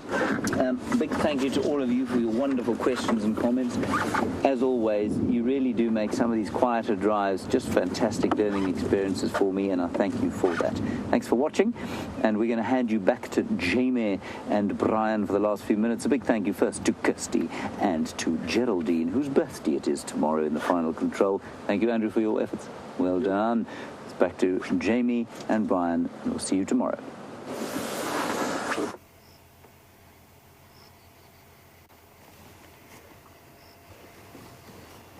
As the evening draws to a close, it carries with it a special smell out here in the African bush that I'm not quite sure how I would explain it to you. And this year it's been not quite the typical summer smell. It's been a dry and dusty impression that in fact has given quite a few crew members the sneezes at the moment, with the wind swirling and the dust flying up our noses. But nevertheless, there is a stillness that descends and a smell that descends over the African bush that is quite indescribable. And the long night lies ahead for these lionesses. I wonder where they will decide to go and what they will decide to do. We'll just have to wait for the sunrise safari tomorrow morning to find out. And who knows who might be out and about the prospect of leopards and wild dogs and all kinds of wondrous creatures. Ladies and gentlemen, it has been a pleasure as always, and it's fantastic having you on board, getting all of your questions and your comments through, and we really do appreciate it. Thank you, as always, to the wonderful Brian for his spectacular camera work, and the lovely Jerry and Kirsty in Final Control, and Eugene dealing with our technical side of things. Have a fantastic day, ladies and gentlemen, wherever you are in the world. Have a wonderful day. We'll catch you tomorrow. Cheers.